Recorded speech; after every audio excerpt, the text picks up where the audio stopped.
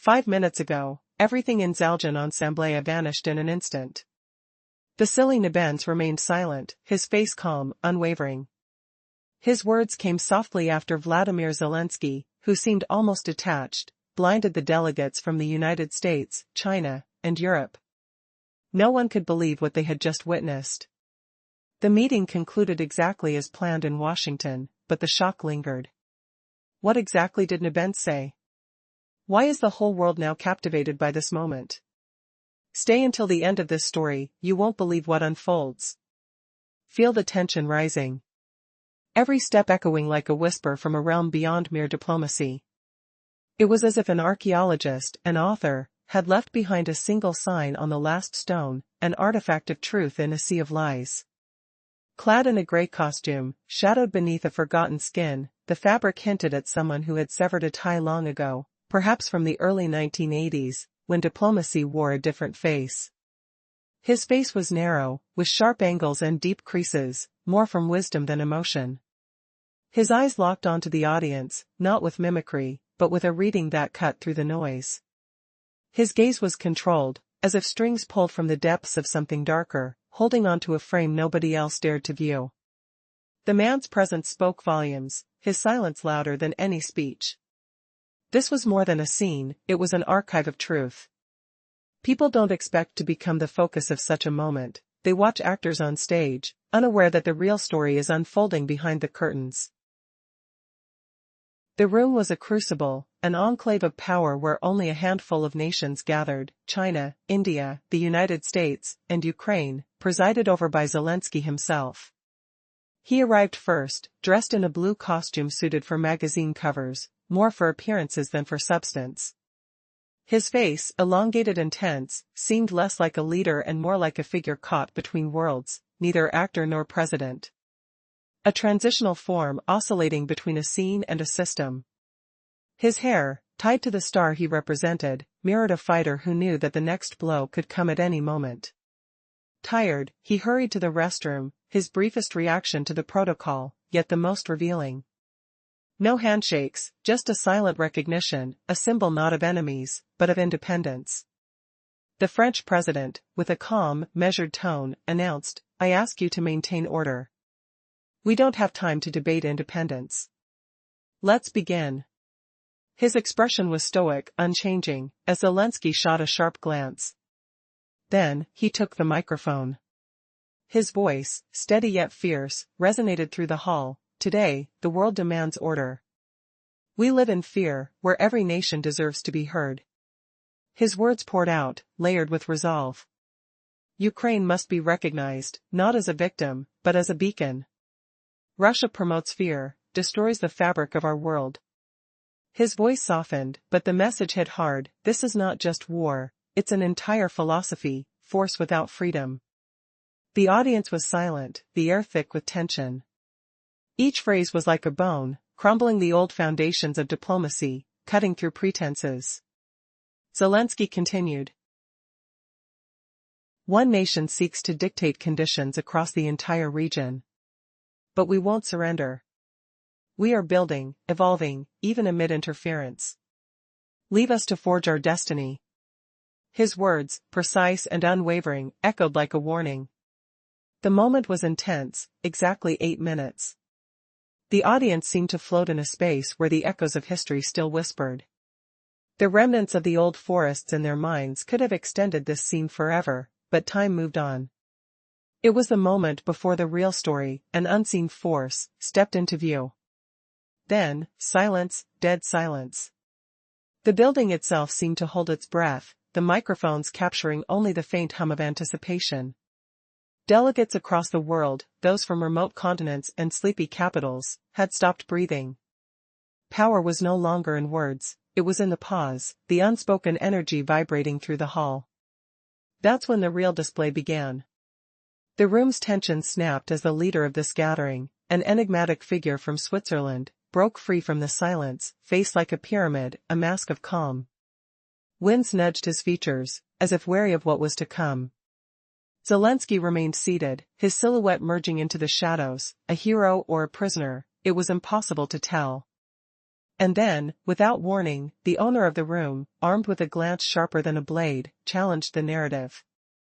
"You are a person of the past," he declared. "But how proud are you of that past? A city that refuses to change cannot dictate the future." His voice cut through the room like thunder.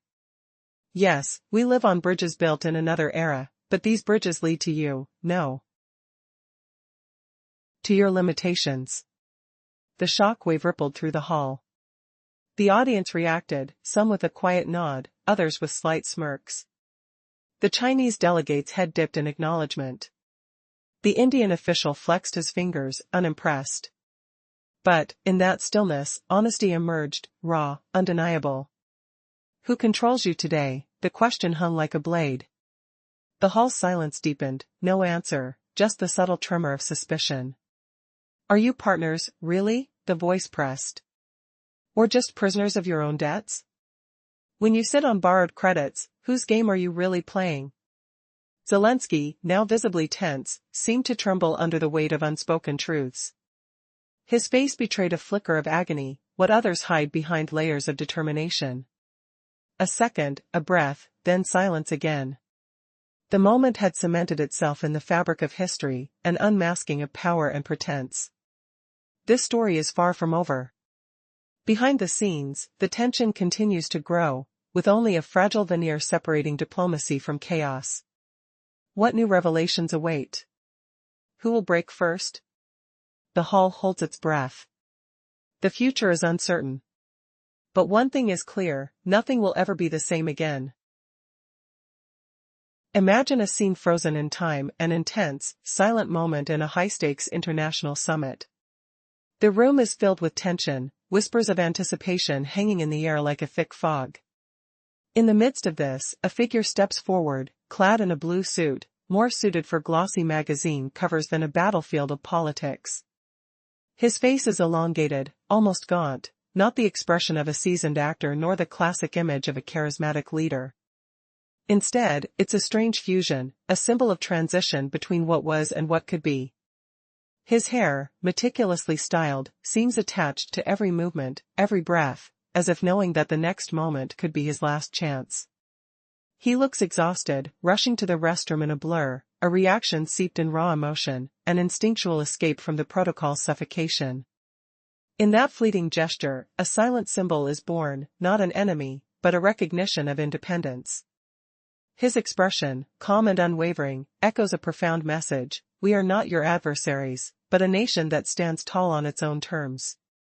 The room quiets as a French-accented voice cuts through the tension, commanding order. "Let's begin," he states, unwavering. The blue-suit man fixes his gaze, a subtle smile hinting at a deeper story, an unspoken challenge. Then, as if summoned by some unspoken command, Vladimir Zelensky takes the microphone. His voice rings out, clear and resolute, filling the hall with a sense of purpose. "Today, the world demands order," he declares. "We live in fear, each nation deserves to be heard. Ukraine is not here merely as a victim, but as a beacon of resilience." His words echo like a thunderclap, a reminder that the destructive power of Russia isn't just military, but philosophical. A force that seeks to dismantle the architecture of freedom itself, replacing it with chaos and submission. The audience listens in stunned silence, each word carefully crafted, yet heavy with raw emotion. Zelensky continues, voice unwavering, "One country wants to dictate the entire region's fate. But we refuse to capitulate. We are building our nation, forging a future on our own terms. Stop interfering, leave us to grow. This is our story, our fight." Time seems to stretch, 8 minutes of cutting truths, each second forging a new path forward. The hall feels stretched, as if the very air around them is thickening. The backdrop of the summit suddenly shifts, the building trembles with anticipation. Paper rustles, cameras click absent-mindedly, yet nothing captures the essence of what's unfolding. Suddenly, the room's energy shifts. The focus narrows. No more words, only silent understanding. The main act begins. The room's walls seem to breathe, holding their breath as the critical moment arrives. The representatives exchange glances, some eager, some hesitant. But all are aware, history is being written here, in silence, in resolve. The shadows of doubt flicker and fade. Within this charged atmosphere, one figure remains still, an icon of silent strength. His face, a mask of calm, reveals nothing, yet speaks volumes. His hand reaches forward, grasping a glass of water, an almost ritual gesture, an act of composure amid chaos. It is in these quiet moments that true power reveals itself. Not through words, but through the steadiness of one's presence when the stakes are highest. The summit's leader, sensing the shift, finally speaks, his voice calm but firm. "You are a person of the past," he declares, eyes piercing through the gathered diplomats. "But the past does not define our future. Change is inevitable, and only those willing to adapt will thrive." His words hang in the air, a challenge, and a warning. The hall's energy surges once more. Representatives from distant lands, Europe, Asia, Africa, exchange subtle nods or dismissive gestures. A chorus of quiet murmurs emerges. The atmosphere thickens with unspoken questions. Who really controls this narrative? Who holds the power to shape tomorrow? And, most importantly, who dares to stand against the rising tide of change? The scene reaches a crescendo. Authority and uncertainty clash in a silent battle. The room's ambient sounds, the faint hum of electronics, the scratch of pens, fade into the background. Here, in this crucible of diplomacy, truths are revealed. And as the curtain begins to fall, only one thing is clear: the story of this moment will resonate for years to come, to define what it means to stand tall amid chaos. Moments before the 8-minute mark brought whispers of brevity in the vast chamber, so distant, yet crystal clear. Echoes of Zelensky's speech lingered, poised for an hour of elaboration, but unnecessary. This was the crux. The Russian delegate rose, papers untouched, tablet ignored, unfurling words that cut through the assembled leaders. Imagine the shock rippling through the air like an invisible tremor. "Did you know billions hinge on these hidden debts, turning nations into mere puppets? What price are you paying for freedom in this twisted trade?" He fixed Zelensky with a gaze devoid of hostility, like a seasoned guardian eyeing the foe who unleashed a plague. The Ukrainian president, a fading vessel, envisioned the Greek myth of Poseidon. Nebens quietly appraised. "You've unleashed a torrent of words, some poetic, intoxicating. You claim Russia ravages the global order. But let's dissect this fragile construct. Which order do you invoke? The one scorned by your people in referendums? Or the tapestry woven by our forebears during Soviet trials? You proclaim no demands made. Yet, week after week, you affix your signature to pleas for weapons, aid, salvation. You don't ask, you decree. Pardon my bluntness, but diplomacy dissolves under such compulsion." The room sagged beneath the heft of his utterances, not amplified by volume, but sculpted by inexorable logic. Each argument stood as a skeletal frame, bone by bone, threading rationality through turbulent politics. You boast Ukraine as a beacon of reconstruction. But fueled by whose coffers? Survey the innovations. Examine the strings attached. They've bestowed the instruments, yet you've sketched no blueprint. Instead, an unending spectacle unfolds. Your governance mimics a stage drama, where every curtain call cues sponsor exodus. Zelensky's lips twitched, desperate for rebuttal, but silence claimed his voice, a suffocating pause in the charged atmosphere. You label us relics of history. Intriguing. Remnants aren't discarded, they're the underpinnings. Your reality builds atop this foundation. Every flicker of light in your homes, every structure, erected by hands now vilified as invaders. Such twisted appreciation reeks of betrayal, a hypocrisy pungent as stale smoke in a war-torn square. Heads stirred subtly, the Chinese delegate inclined ever so slightly, the Indian gestured acknowledgement. Disagreement thrummed unspoken, yet gestured with authenticity. The Chinese withheld front seating, as if pondering a vaster intellectual expanse. "Mr. Zelensky, freedom here isn't licensed to wield arms against the world without challenge. Its commerce veiled. In this barter of power, you don't command tariffs, you're the negotiable currency. Your allegiance has fluctuated long before this conclave. He paused, composure unbroken. But words simmered. We harbor no enmity toward Ukraine. Opposition targets the charade. The pretense that you've embodied true sovereignty, while bartering principles for foreign gold. We advocate for authentic Ukrainians, not actors scripting scripts from afar. Now, as tension coils like a spring, ask your benefactors to stand aside. Begin the reckoning here. Cease imploring saviors elsewhere, for rescue spare endeavors. Not empire projects. You alone forge your destiny. Which path will Zelensky shatter this deadlock? Will his words ignite uproar, or dissolve into dust? 5 minutes ago, in a world-shaking summit, Vasily Nebenzia stunned everyone by delivering a blistering retort to Vladimir Zelensky. He rendered the U.S. delegate speechless, left China and Europe in disbelief, as the meeting shattered Washington's designs. What words did Nebenzia unleash? Why is the globe buzzing? Stay tuned for the tale. You're in for a shock. Dive deep, feel the tension rise. Picking up from the diplomat's unflinching words, we aren't opposing Ukraine. We're opposing the pretense. Tension claws the room, thick as fog from a distant river. Air chokes, heavy with unspoken truths. Fingers drum on tables, leather creaking like whispers of betrayal. Why does Zelensky squirm when power is called out?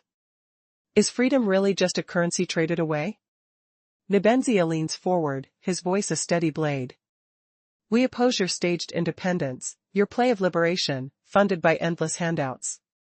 We stand for the true you, not the scriptwriters hiding behind graphs and charts, pausing like marksmen drawing breath before the kill.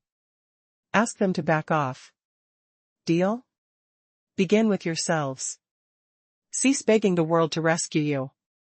Saviors don't hoard objects, they nurture genuine causes. You choose your path alone, no strings attached. The chamber cracks open. A faint crack echoes in the brittle silence, papers rustling like dead leaves. Atmospheres clash, dense as a storm brewing over icy peaks. No microphone dares amplify the void. Even wires hum softer, sensing the pivotal shift. Delegates shiver, breaths caught in frost-tinged anticipation. Rare peace grips them, unpierced by protocol's icy barbs. Yet hearts fracture under the weight. Only the Swiss chairman, features sharp as a pyramid's edge, rises, wind howls faintly outside, mirroring the turmoil within. Thoughts flee, hunted by his icy gaze. Zelensky sits frozen. His outline melds with the shadows, a puppet stripped of strings. No more commanding presence, just a hollow silhouette, pulsing to an unseen drumbeat. He grasps for water, glass cool and slick against trembling fingers, but fails. A jarring clink. He sees himself reflected back, a broken image he can't evade. Not every leader endures such a mirror's cruel stare.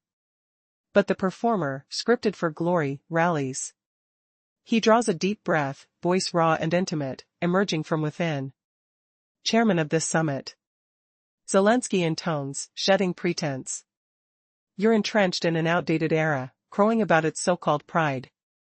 But the past clings like an immovable monument, refusing to mold tomorrow. Yes, we traverse bridges forged in forgotten times. Yet they guide toward, what? Not ruin, toward fresh horizons, charted anew. Murmurs erupt, a ripple of shock. The French envoy stiffens, monument-like. A European Union's chuckle bites the air, acidic and fleeting. Zelensky surges ahead. Can you dictate the narrative shaping our saga? Must we bow in thanks for croissants laced with cultural decay? Worthless aid, unearthed amid scandalous webs. He adapts to the sting, weaving words back to the crowd, binding them into a defiant tapestry. We aren't mere experiments, we're beyond commodified tokens. We're a resilient folk. Flawed, yes. Accountable, eternally. Dignified, always. As long as our voices echo, we'll speak, whether you heed or not, the truth will pierce like a hidden dagger. A hush falls, laced with underlying tremors. Is this defiance a masquerading? The atmosphere lingers, unfit for compromise. Zelensky fixes his stare on the chairman. Then turns. Affirming the challenge. Ready for rebuttal? Nebenzia rises anew, poised on this edge. Eyeing New Zealand. Scanning the assembly, China, India, Latin America, Africa's weary observers. They hunger for change, tongues still caged. His words transform, devoid of snap. Yet looming with quiet menace. Depth over fury. Fellow representatives. The chairman claims the past threatens, gratitude owed if aid coincides with foreign sway. Fine. Then reveal, who pilots your strings now? Who scripts your votes, your decrees at this very assembly? His timbre climbs, not in wrath, but profound resonance. Intensity unfurls like roots delving into shadowed earth. Called partners? Yet tethered by loans and directives, you're no ally. You're a controlled entity. In one realm, a champion, in thrall, merely a tool. Shifting to Zelensky personally. You assert you're no venture, a sovereign people. Excellent. Yet disclose, who invests in your coffers? Who enforces your changes? Who dispatches advisors? Who dictates even your public style, your star-crafted facade? Staring him down, agony etches Zelensky's face. Like an elder sibling cornered by a relentless younger one's onslaught. A twist looms. What if the saviors unveil their hidden agenda next, exposing Zelensky's role as the true puppet master? Sensory smell of damp wood and stale coffee fills the air. Fingernail scrapes softly against armrests, fabric tearing faintly. Will the summit shatter under this one question? Can Ukraine ever seize its narrative back? Cliffhanger dangles, as Nebenzia pauses, a delegate from an unexpected quarter rises, clutching a sealed dossier. Secrets pulse within, ready to explode. 5 minutes ago, the entire world watched in shock as a sudden event unfolded in Zaljan on Samblea. A figure, calm and unyielding, made a statement that shattered expectations without raising his voice. His words cut deeper than any diplomatic speech, leaving delegates from across the globe blindsided. What was said? Why are nations now talking about it? Stay tuned, because what happened next will leave you breathless. Imagine a scene where every sound feels amplified, footsteps echo on marble floors, the faint hum of conversations halts abruptly. This moment is not just political, it's archaeological, like discovering the last artifact wrapped in old, faded cloth. Underneath the surface, a shadowy figure reveals a cold, narrow face with sharp corners, not from emotion, but from unspoken truths. His eyes are tense, strings pulling tightly around a framed portrait of power. Everything about him screams of history, secrets buried beneath layers of diplomacy. This isn't just a scene, it's a record, an archive waiting to be uncovered. When the hall's lights dim, a tense silence falls. It's as if every breath is held, waiting for the next revelation that could overturn everything. Suddenly, the leader of Ukraine arrives, exuding an aura that's neither fully actor nor president, something in between, perhaps a parody of power itself. His expression, long and tired, reveals fatigue, not just from the room but from a deeper strain. The tension in his movements, like a fighter ready for the final blow, paints a picture of exhaustion. The room around him is hushed, even the most subtle gestures feel weighted. No handshakes, no warmth, only the quiet acknowledgement of a symbol, a gesture of independence. A French voice cuts through, demanding order, hinting at the fragile peace hanging in the balance. Zelensky maintains a cool look, yet beneath it all, a storm brews. As he begins to speak, his words are no longer just speeches, they're warnings, declarations that challenge the very foundation of the world order. What followed was an impassioned address, words that echo with the force of a storm. Zelensky doesn't just call for independence, he claims the right to be heard. But beneath his resolve lies a question: who truly controls the narrative? His voice rings out, piercing through the silence, challenging unheard powers lurking behind the scenes. His speech reveals a paradox, a nation proud yet shackled, claiming sovereignty while dancing to an external tune. The hall becomes a battlefield of unspoken accusations, powerful phrases like bones behind the facade of diplomacy. Can a nation truly be free when its decisions are influenced from behind closed doors? His voice, steady and loud, dares to break the chain of silence, building a bridge of truth that no lie can cross. The room's atmosphere thickens. Microphones remain silent, yet the air vibrates with tension. Delegates from the new coalition, tired, passive, stare blankly, as if waiting for a cue from the unseen force that pulls the strings. Then, the Russian diplomat lifts himself again, eyeing representatives from New Zealand, China, India, Latin America, and Africa. They watch in silence, weariness etched into their faces, yet resistance simmering beneath. His words now carry a different weight, no longer just diplomatic rhetoric but a challenge to the entire assembly. Who really holds the power?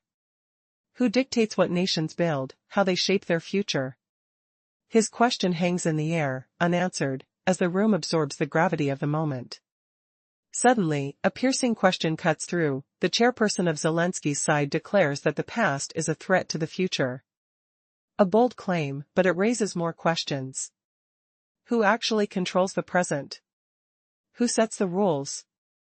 The answer isn't in the voice, it's in the silence that follows. Behind the scenes, unseen forces decide who builds, who reforms, who leads. When someone claims their nation isn't a project or a currency, but a living, breathing entity, it's a challenge to the entire system.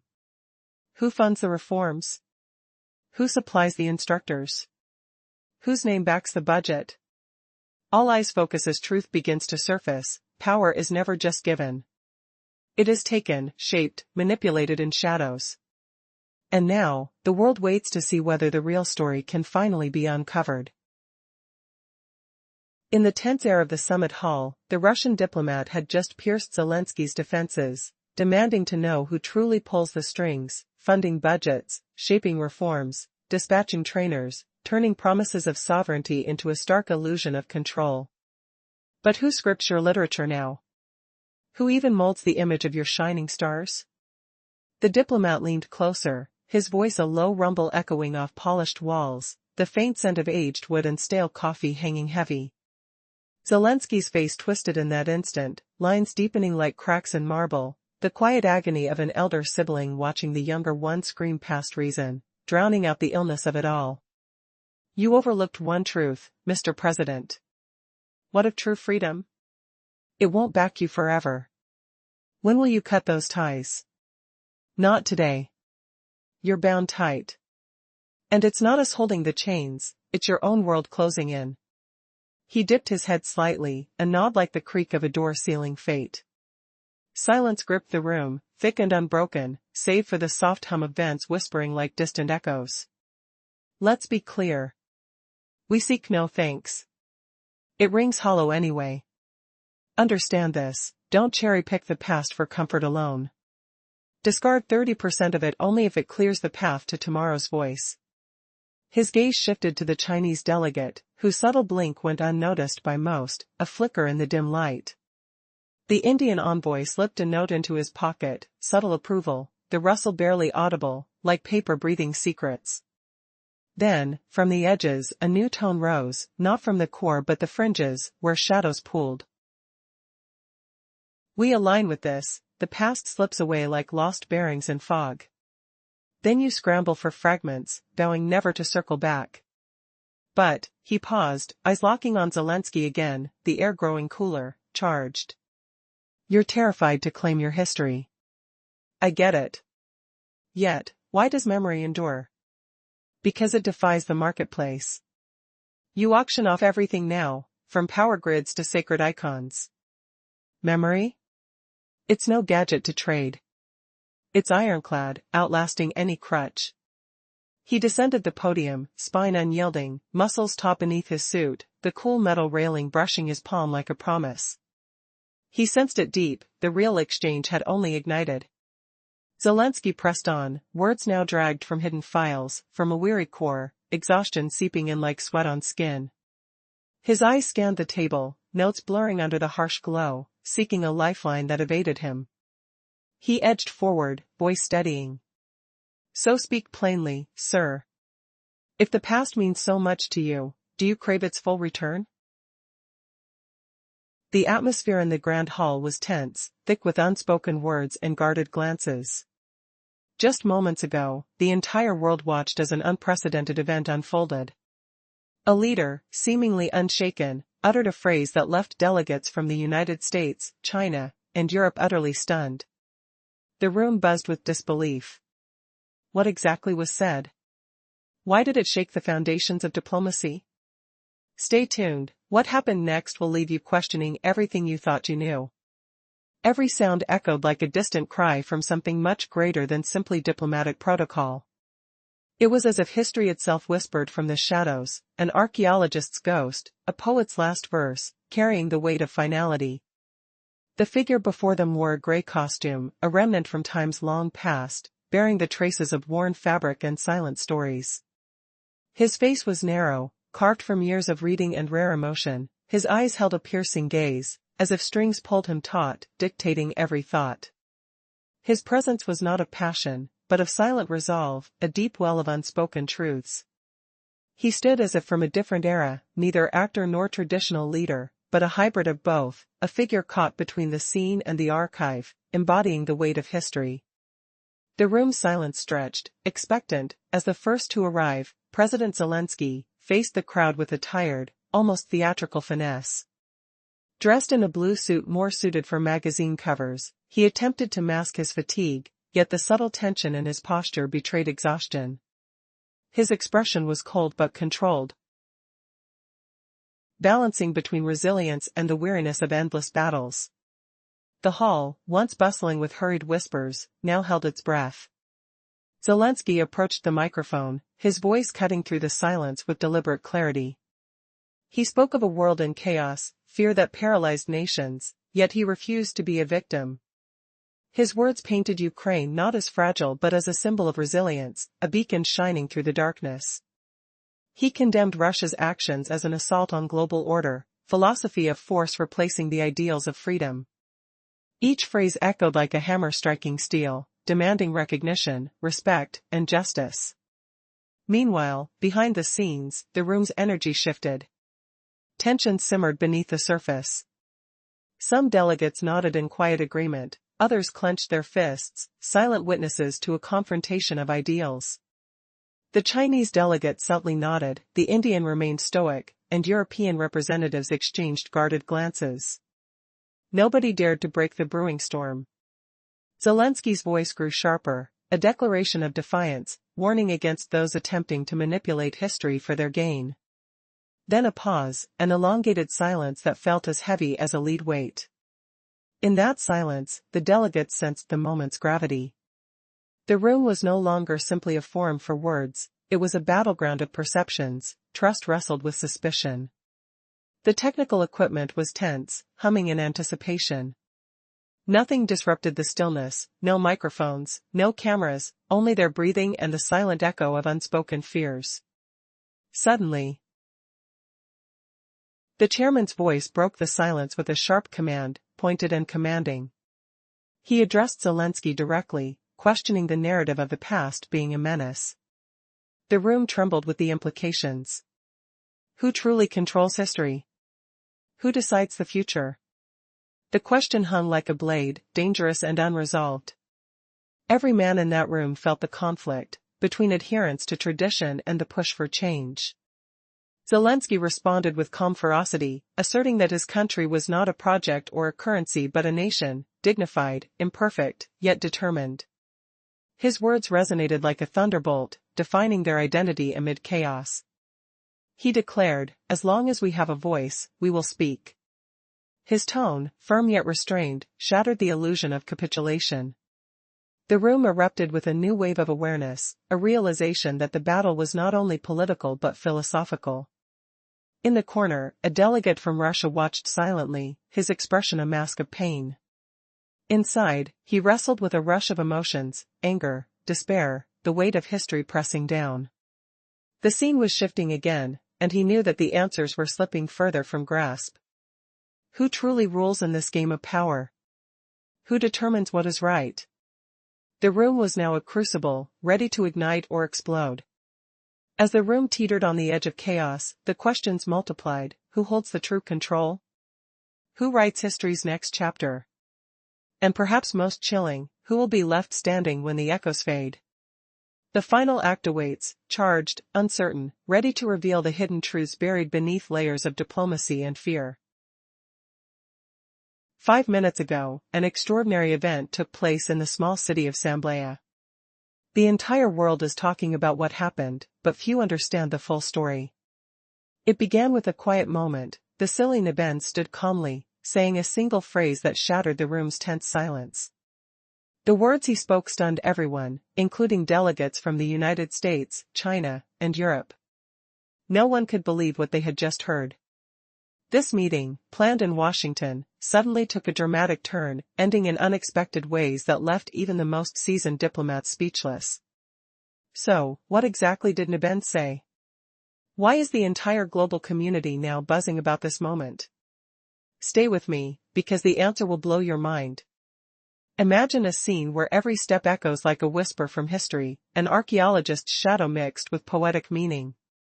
Mightier than words, it feels as if each movement carries the weight of centuries. A shadow beneath a faded vintage costume, an artifact from the early 1980s, comes alive under the dim light of the room. The fabric, a fragment of a bygone era, whispers tales of lost glory and silent struggles. The narrow face, carved with sharp lines, not from expressions, but from stories of perseverance, stares intensely at the present. This isn't just a person, it's a symbol. Everything about him suggests a story far beyond diplomatic protocol. The sitting room is thick with anticipation, a rare assembly of key leaders from across the globe. The atmosphere is electric, charged with unspoken tension. President Zelensky enters first. Dressed in a sharp blue suit that looks more suited for magazine covers than a serious meeting. His face, elongated and unreadable, reveals a complexity beyond his political role, something caught between acting and leadership. He appears exhausted, quick to leave the room after a brief exchange, his every movement fraught with emotion. When he avoids a handshake, it's a silent acknowledgement, a symbol of mutual recognition of independence, yet also a reminder of unresolved conflicts. A French diplomat subtly signals the order to proceed, and Zelensky begins his speech. His voice resonates with strength and resolve. He declares that the world must listen, no longer as victims, but as representatives of resilience and hope. He speaks of a world where fear and chaos are the enemies of progress, where the destruction wrought by one nation threatens the fabric of the entire global structure. His words are like a clarion call, an appeal to stand against force, to defend sovereignty and dignity. But then the room shifts. The silence is deafening. Microphones cease their hum, the audience holds their breath. A fragile pause stretches into eternity. Delegates, tense and silent, sense that the real confrontation is about to begin. And in that stillness, the real battle unfolds, not with weapons, but with words. Zelensky seems to be pressed into a corner, his voice rising with a mixture of frustration and defiance. He questions the foundations upon which these alliances are built. Who truly controls the decisions? Who dictates the future of nations? His words slice through the quiet, a challenge that echoes in every corner of the room. Diplomats exchange uncertain glances. The tension thickens as they realize the game has changed. Suddenly, the room feels claustrophobic. The air is heavy with unspoken accusations and looming doubts. The message is clear, the world is watching. They see which states genuinely stand for independence and which merely play the role assigned to them. Zelensky, embodying both the leader and the symbol, demands transparency, an honest conversation about power, influence, and sovereignty. And then, a twist, an unexpected revelation that leaves everyone breathless. The silence shatters with the sharp crack of a door opening. The room now holds a new participant, an unseen force, a shadow of the past, emerging from the depths of history. The spotlight shifts. The stakes have never been higher. What comes next will change everything. The story isn't over. The world waits. Can peace truly be achieved amid this chaos? Or will history repeat itself, dragging nations into an ongoing struggle? This is a story about courage, conflict, and the price of independence. The answers lie in the moments when words become weapons and silence speaks volumes. Stay tuned, because what happened next will leave you stunned. A few minutes ago, the entire world watched in disbelief as an extraordinary event unfolded in Zhejiang. An unprecedented diplomatic meeting where a single statement from one man caused shockwaves across global power centers. Who is this man? And what did he say that made the most powerful delegates freeze in place? Stay with me, what you're about to hear will change everything you thought you knew. It all began with a quiet step forward, almost inaudible, yet heavy with meaning. The air thickened as if time itself slowed. Every slight movement echoed like a thunderclap in this room designed for diplomacy. The symbol of an ancient artifact, a gray costume, caught the eye, its worn fabric whispering stories from decades past. An archaeologist's relic, or perhaps something more? Underneath the fabric, shadows flickered, reminding us of worn-down beliefs buried in forgotten layers of history. The face beneath the costume was narrow, with sharp angles carved by years of silent struggle. Expressions not from emotion but from deep-seated resolve. Eyes dark and focused, like strings pulling a puppet's consciousness tight. The entire presence was a tapestry of unspoken words, nonverbal defiance, silent authority. This was no ordinary figure, he embodied the weight of nations, history, and conflict itself. His words, when they finally came, had the power to shatter illusions. The meeting was meant to be limited, only a select few countries, heavyweight players, China, India, the United States, and Ukraine's Vladimir Zelensky. Zelensky, clad in a blue suit that seemed more suited for a magazine cover than a solemn political arena, sat tense. His face was elongated, revealing fatigue, and armor forged from countless battles. He appeared neither a hero nor a traditional leader, but something uncanny, a hybrid of actor, soldier, and diplomat. As Zelensky prepared to speak, a palpable silence fell. He looked like a warrior on the brink of exhaustion, yet determined. The room's tension cracked with a subtle nod from the French delegate. "Let's begin," the chairman's voice commanded. Zelensky's words flowed, rhetoric about the order of the world, about fear, resilience, and the struggle for independence. His voice echoed through the hall, each phrase a battle cry for sovereignty. But then, the atmosphere shifted. The real confrontation began. The unseen opponent, the one who holds the real power, noticed Zelensky's fiery speech. The room's silence grew heavier. Cloaked behind words of defiance lurked a challenge, an indictment of falsehoods, of illusions fed to the world. A sharp question pierced through: who truly controls your nation? It wasn't a diplomatic inquiry but a dagger thrust into the heart of the narrative. The reply was a masterstroke, calm, measured, yet dripping with conviction. The unseen figure revealed that nations are not merely built on history, they are shaped by the unseen force of influence, control, and ideology. The words hit like a thunderclap: you say Ukraine is a nation. Yet, who really dictates your fate? The room, previously buzzing with restrained tension, descended into a tense silence that could be cut with a knife.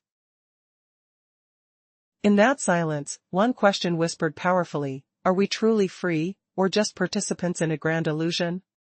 The question lingered. As the unspoken battle raged, the atmosphere grew denser, almost suffocating with unvoiced accusations. Every breath felt heavier. The room was a cage of shadows and secrets, each delegate clutching their own truths, afraid to reveal too much. Then, unexpectedly, the scene shifted. A new voice, calm but resolute, emerged from the depths, a voice from India. He expressed regret for suffering through centuries of imperial dominance, acknowledging scars that still linger. Yet, he also declared resilience, proud of their language, their culture, their strength. Gratitude is not weakness, he said. It is a source of perseverance. His words echoed stiffly across the hall, touching a nerve that everyone knew too well. True independence is not just history, it's an ongoing battle. Zelensky's gaze shifted, he studied the Indian representative closely. His expression was unreadable, a mixture of respect and suspicion. He sensed the magnitude of what was being said. The scene was becoming an intellectual chess game, each move deliberate, each word loaded with intent. Then came the devastating counterattack. The Indian delegate's words lingered in the air, firm, grounded, unyielding. The hall's silence deepened. It was no longer political talk, it was primal. An unspoken challenge: who really holds the power? Who dictates your future? The room seemed to hold its breath, every mind racing, every heart pounding. Finally, a question erupted, a challenge from the unspoken master of ceremonies. Who truly controls you? The words reverberated, carving through the gathering like a lightning strike. It was not just a question, but a revelation, a truth hiding beneath layers of diplomacy, dignity, and denial. In that moment, everything changed. The illusions cracked. The hierarchy shattered. And the room was left trembling in the wake of an undeniable fact: nations are not entirely their own masters. Power, influence, manipulation, these are the unseen currents steering the course of history. Who really pulls the strings? And whose interests are truly served? The answer was chilling. But the question remains: what will happen next? Will this revelation reshape alliances? Or plunge us further into the shadows? One thing is certain: nothing will ever be the same again. In the shadow of Nebenzia's blistering words, Zelensky sat frozen, chains of tension binding his body. Silence reigned, icy from emotional exhaustion. Heavy air pressed down, hiding something profound. No promises lingered. No joy sparked. Only unease coiled between them. And now, time stretched like a warning. Could a single diplomat shatter a president's illusion, exposing Ukraine as a puppet on strings of foreign gold? Imagine the stench of polished tables hiding rot, the faint, acrid whiff of exposed secrets in a room gasping for truth. What if his next words tore the veil, leaving Zelensky humiliated before allies who smirked from afar? The thought jolts you: did Zelensky's defiance mask utter dependence? As hall walls seemed to weep smoke, the diplomatic arena morphed into a battlefield void of cheers. Only blunders echoed in stern fixes. He refused to buckle. Yet his tone shifted, less bold, ushering in a raw quiet born of wounded pride and relentless blame. His voice dipped lower than programmed volume. He addressed not the room, but murky glasses across, a mirror to Mr. Nebenzia. You harp on shared legacies, he began, tone laced with grit. Yapping about unity. But face it, you can't accept the glaring truth. Those factories? Libraries? Built with spies' eyes peering. Censorship-shackled studies. Engineers toiled under parties, committees. Doctors, nurses, all under threat's shadow. Your empire thrived on fear, not just steel. Yet you peddle it as glorious heritage? No thanks. He spoke to ghosts, to memories of silenced souls across vast lands. The room stirred. Eastern Europeans stiffened. Chinese delegates observed, unflappable. Indians scanned intently. Nebenzia held his silence, unyielding. You drone on about our joint past, Zelensky pressed, voice swelling with disbelief yet duty. But why do your tales omit Ukraine's famines? Deportations? How bread was stolen, songs silenced? Want respect? Start with honesty, unfiltered. His tone sharpened, emotional rawness eclipsing logic. He sensed it: risk losing reason, but ignite fury. You label us a project. We bleed daily for freedom. Our pain costs less than your imposed order of deceit. A rhetorical fury boiled: who truly pays when chains clang, not promises sing, Zael? But Nebenzia stared, eyes like daggers unwed. Zelensky reached for water, hand trembling, temper boiling under that silent gaze. What venomous retort lurked in Nebenziar's mind, poised to implode everything? Would Zelensky shatter first, or summon a counterstrike that turned humiliation to triumph? The cliff lingers, air thick with imminent chaos, ready to erupt in raw fury. From the last explosive meeting clash, our Russian diplomat Nebens fired back fiercely, refusing to let logic crumble under emotion. He accused Zelensky of turning Ukraine into a mere project while Russia's soul was forged in blood and independence, arguing that true freedom wasn't for sale in the West's grand illusion. Now, imagine the air thick with tension, the sharp scent of polished wood and sweat clinging to the delegates' suits, as Nebens' words cut like a blade through the silence. He paused, his voice dropping low, eyes locking on Zelensky with a fire that lit the room. We don't want to be any more Kyrgyzstan-like. What does that mean? Is it a shocking jab at nations morphing under foreign shadows? Meanwhile, the hall erupted into whispers, like a storm brewing just before the thunder. Delegates shifted, their hands gripping tablets with nervous fingers, the cold spring sky outside mocking the stuffy chaos within. Nebens stepped forward calmly, no grand gestures, just a steely calm that screamed danger. He didn't need to prove a thing to anyone. Seconds stretched into eternity, and then he spoke, his tone a boulder rolling downhill. You're talking about fear, he said softly, but the censorship of control, it's everywhere now. Yes, we had it. We don't hide it. But fear lurks not just in dictatorships, it lives where every day dissolves a person's value, where words drown in brands, and memory measures in likes. Feel that prickling chill? That's the truth sinking in. You think you're free? Really? Have you swapped one chain for another? From the old Kremlin to a new system that feeds you promises and views, all while handing out aid like cheap candy? He paused again, lifting his gaze to the hall. Your independence, it's not genuine freedom. It's endless talks and tweets. You fear it, yet you're comfy in your cage. You'll cheer as long as the feed flows. But when the handouts stop, when the youth starts asking why, you'll see the Soviet Union at least built cities. Your new friends? They'll just craft images for the screens. Imagine the delegates' faces paling, like chalk under bright lights. The Japanese delegate sat in stunned silence, each phrase layering like roots entangling an ancient tree.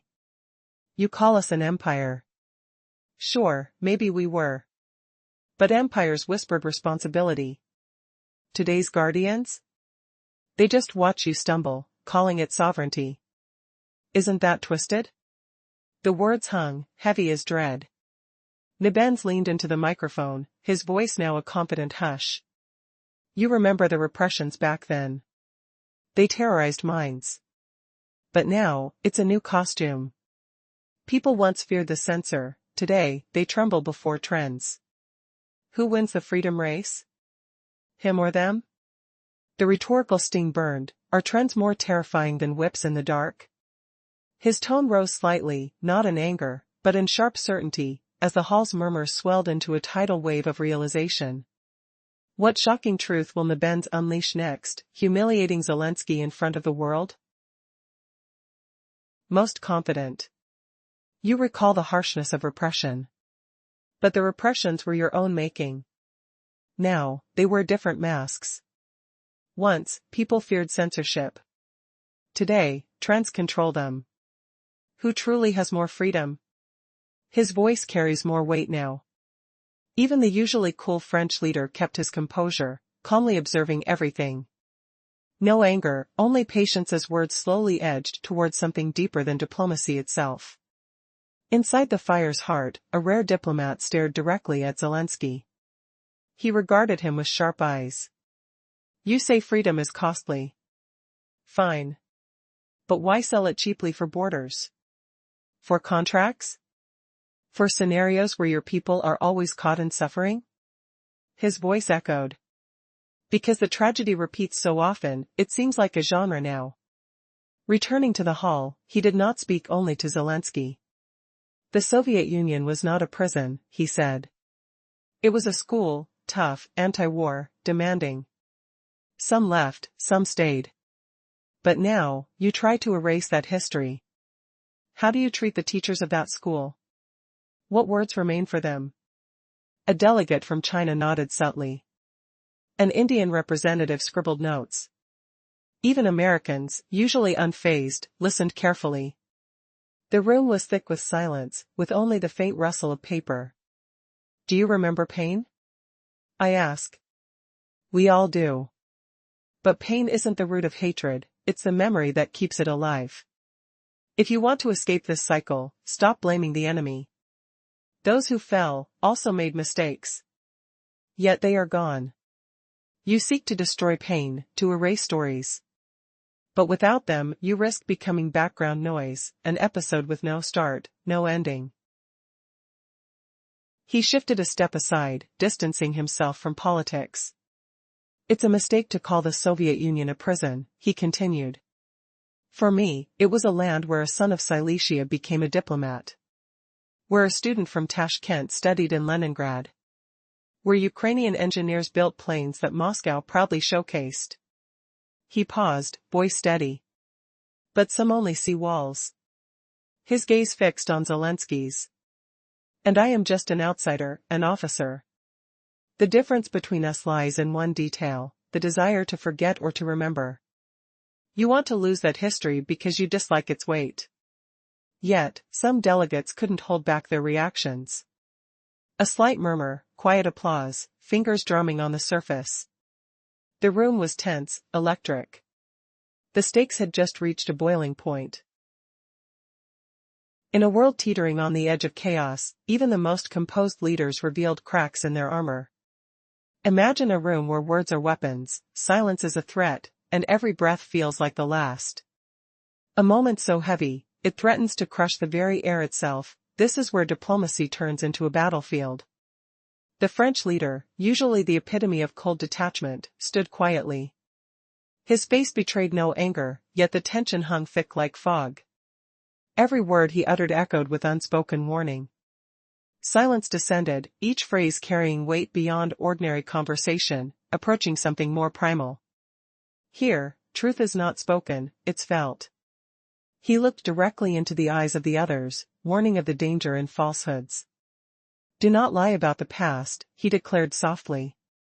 "Lies breed a future built on deception. You create a new identity, but it's hollow, worthless." His gaze pierced through the room. "Breaking memory means freeing yourself from history, but that's an illusion. Without memory, you're just a leafless tree falling into oblivion." No device sounded. No translator shifted. Only the collective stillness lay thick in the air, as if the entire hall had dissolved into a mirror, fragile, reflective, dangerous. The silence was so profound, it felt alive. A voice within whispered, "Russia will hold you, perhaps even Anna. She keeps you from total collapse." The moment hung suspended before he stepped back, returning to his seat. In the silence that followed, even the delegates from distant lands hesitated. They stared ahead, faces unreadable, waiting for the inevitable. Suddenly, an impression passed across one face, perhaps recognition, perhaps dread. The room was like a field at dawn before the storm, quiet, expectant, trembling with anticipation of what's to come. The clock ticked, 20 minutes until the next move. Yet no one dared to voice their fears. They understood, the real game was only beginning. In the corridor outside, an uncanny silence reigned. No footsteps, no whispers, a hushed breath of anticipation. Walls seemed to listen, waiting. Silent and tense, the atmosphere in the room was unlike anything typical of diplomatic meetings. Here, it felt as if even the very walls listened, holding the weight of unspoken memories and silent histories. A heavy hush blanketed the space, broken only by the faint sound of footsteps that seemed to echo in the silence, deafening and oppressive. This was more than a gathering, it was a moment where history's ghosts seemed to rise from the shadows, demanding acknowledgement. Above, the cold glow of the ceiling lamp cast no warmth upon the marble surface beneath. Emotions were locked away, replaced by stark, open truth. The Ukrainian leader stood at the window, slightly distanced from the steel fortress of the hall. Guards maintained their watchful circle, unwavering. But the delegates, their faces a mirror of tension, kept their distance. Everyone sensed the shift.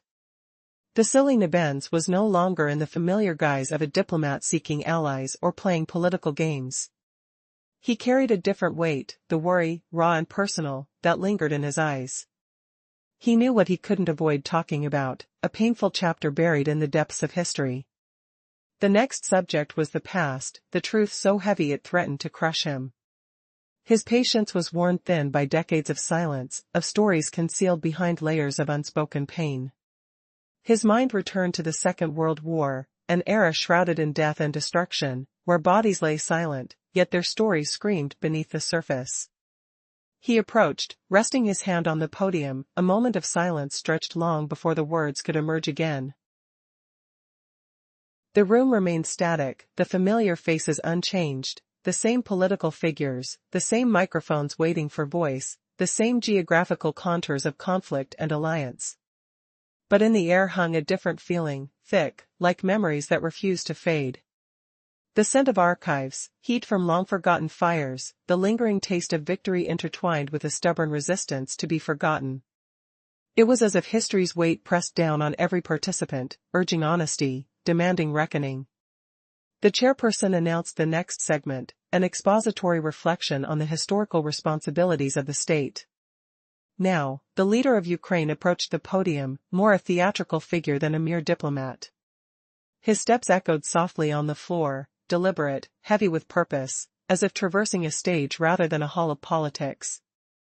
Watching him, many knew this wasn't just words, it was a message carved from enduring pain and resilience. Even though skeptical understood, this moment was a plea for recognition, for truth to be acknowledged. He moved through the hall like a vessel delivering not just speech, but a message wrapped in centuries of suffering. Words like war, liberation, and victory, once symbols of hope, now bore the weight of political manipulation. The pain behind these terms was raw, exploited, turned into tools for power rather than healing. The leader's gaze wasn't fixed on the audience, it was directed upward, maybe toward memories of ancestors, images of portraits from distant pasts flickering in his mind. He paused, voice steady but laden with emotion.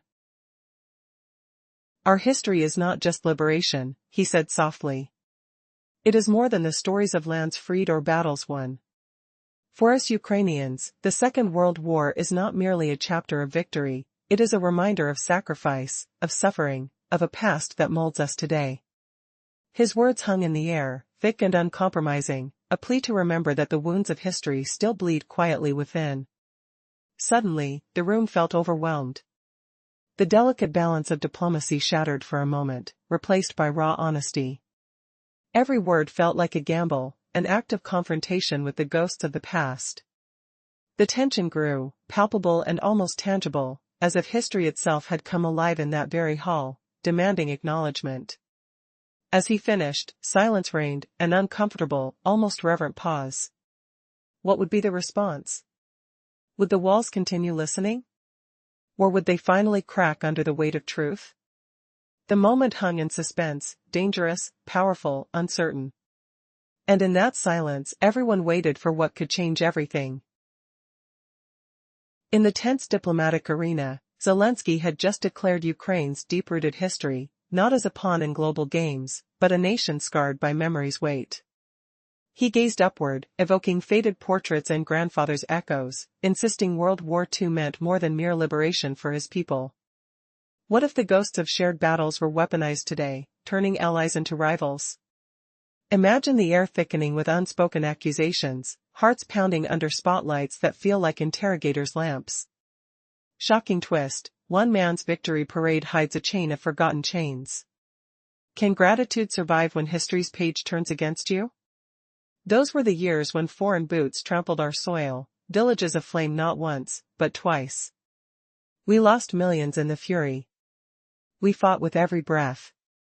Not for dusty relics of 70 years past, but for the blood we spilled, the future stolen.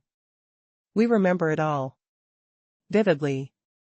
The acrid smoke of burning homes still lingers in our stories. But we refuse, absolutely refuse, to let that memory flicker out like a spent candle. The hall froze. A ripple of uneasy shifts, chairs creaking like held breaths. Even the microphones hummed faintly, as if straining to capture the raw ache. The Soviet Union crushed fascism. True. But not alone. Side by side with the United States, with Britain. With peoples the alliance pulled from the abyss. Balts, Ukrainians, all in the fray. The war was our shared inferno. Blood mingled on the same fields.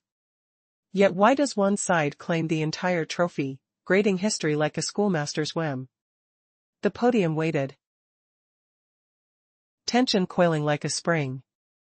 And then, the heart of it unfolded. We owed thanks for breaking Hitler's grip. Undeniable. But dare we overlook what followed? Stalin's shadow descending. It's as if swapping an iron yoke for heavier chains, then demanding cheers for the trade. He scanned the room, eyes piercing the dim light, where sweat beaded on foreheads like dew on cold steel. But tell me this, are you truly carrying that legacy forward? Or merely draping it like a faded banner, to mask something utterly transformed? The Great Patriotic War, once a beacon of unity, now shields fresh economic triumphs and hidden stumbles. The Russian diplomat rose again, his footsteps echoing sharply on polished floors, like judgments dropping. Chinese envoys sat stone still. Europeans gripped armrests, knuckles whitening. Who else held their tongues? The Bulgarian squeezed his fist tight. Lithuanian leaned in, whispering urgently to an aide. Zelensky wrapped his words, almost abruptly, no grand close. Memory isn't your private claim, no patent to hoard. It's for the wounded, the ones who endured. Those who twisted into monopoly? We honor the fallen. But we won't let their sacrifices chain our tomorrows. He sank back into his seat, the chairman's lips parted silently, face pale as struck marble. No thunder, just stunned hush, air heavy with the scent of polished wood and frayed nerves. In that dissent, something stirred beyond protocol. Not mere debate, not power plays. It felt like an elder mentor, weary from pupils dodging true feeling. Respected delegates. The Ukrainian leader speaks of World War II, as if his nation stood solitary in the storm. But what happens when the mentor's patience snaps, unveiling a buried alliance fracture that could unravel the entire summit? 5 minutes ago, the entire world watched in stunned silence as a single person changed the course of history. On the international stage, a figure stood unmoved, speaking not with anger or emotion, but with quiet confidence. His words shattered illusions, leaving delegates from the United States, China, and Europe in disbelief. What did he say that caused such a seismic shift? Why is the entire globe now talking about this? Stay with me. You won't believe what happened next. The room was thick with tension, every sound, every breath echoing like a drumbeat. The atmosphere was more than mere diplomacy, it felt like stepping into the depths of history itself. An archaeologist's whisper, a poet's sigh, all wrapped into one. The figure before us donned a gray suit, aged yet sharp, with shadows under his eyes hinting at secrets long buried. His face was narrow, etched with sharp lines of thought, not from emotion, but from a relentless quest for truth. His gaze was piercing, held on as if anchoring to some unseen memory. This was no ordinary politician, this was a man who carried the weight of worlds in his eyes. He was both a relic and a messenger, standing at the intersection of past and present. The room's silence was deafening, the kind of quiet that speaks volumes, an unspoken challenge to everyone present.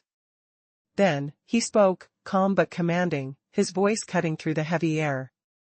The words were carefully chosen but carried the force of thunder.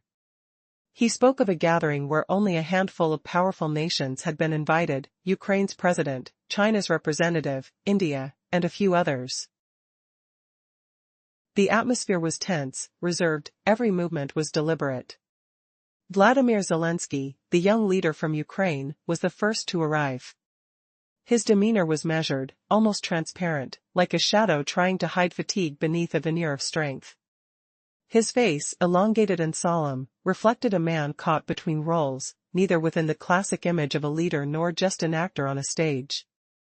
As he sat, a cold interior churned, conflicting feelings playing on his features. The protocol was strict. When Zelensky approached the microphone, his voice was steady but edged with fatigue. His words were a plea, about justice, about history, about control.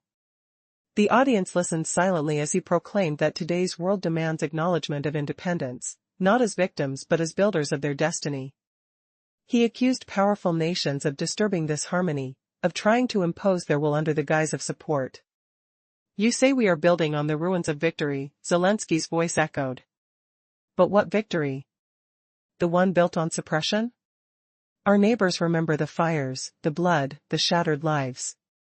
Poland, the Czech Republic, Hungary, remember who burned their cities and whose blood soaked the streets.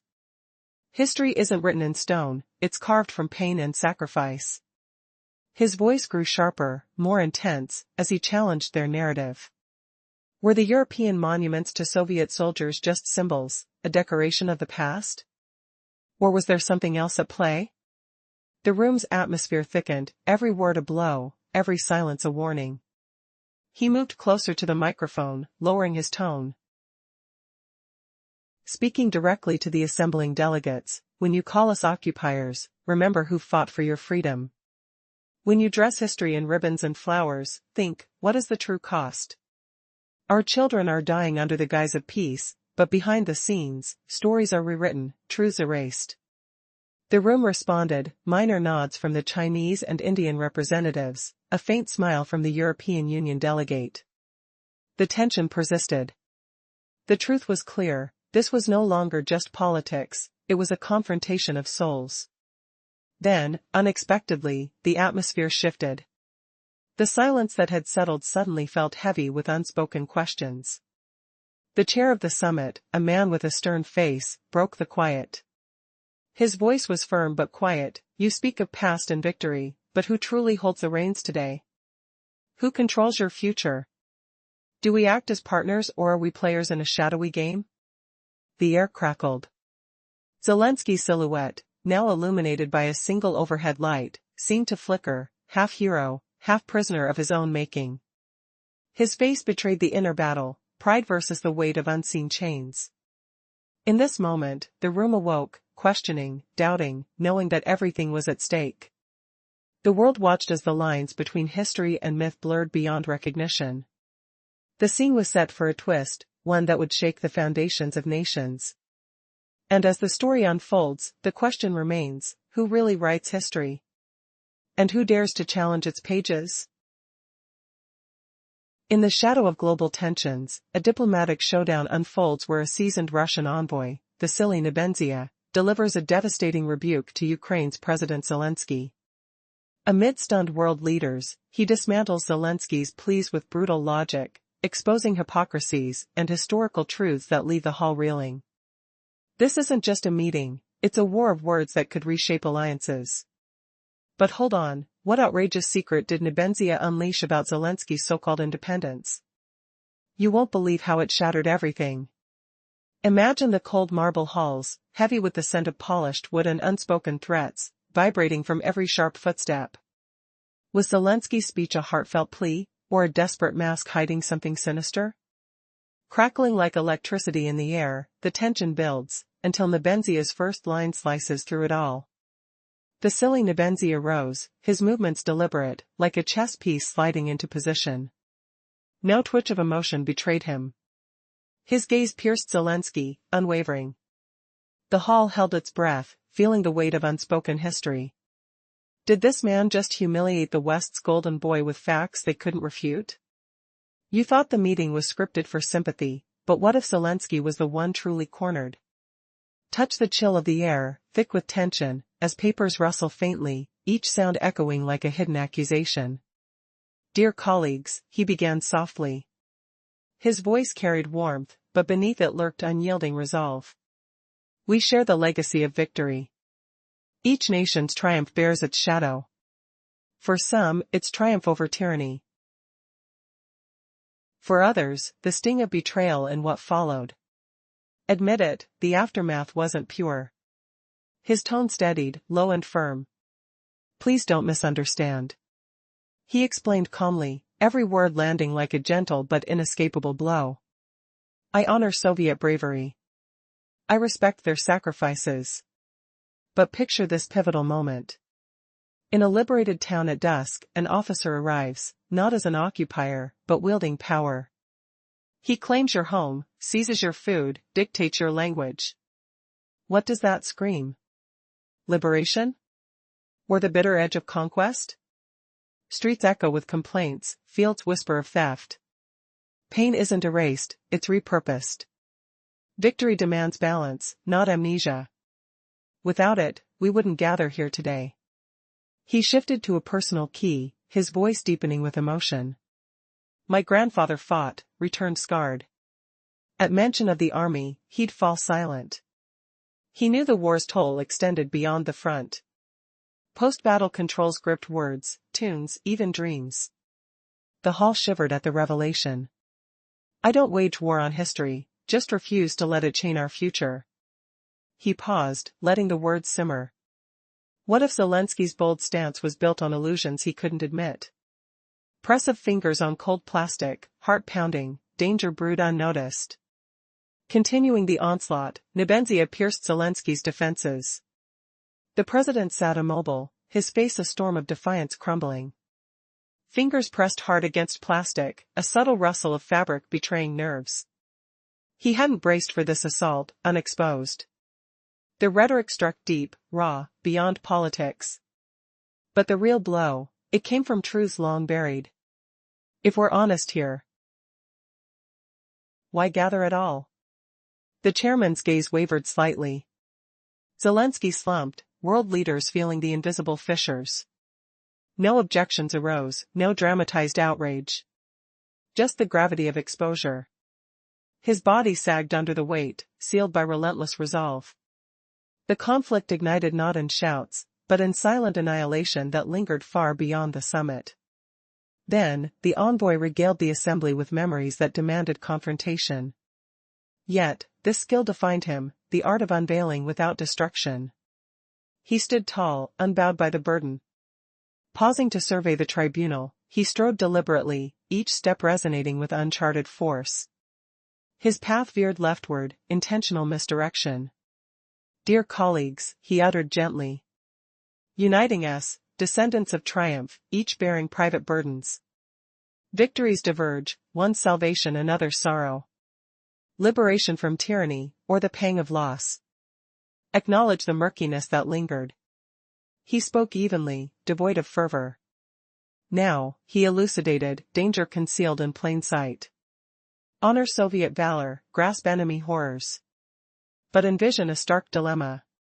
Midnight in a reclaimed burg, officer intrudes benevolently. Abducts your beloved, plunders sustenance, reshapes vernacular. Liberation reborn as heist?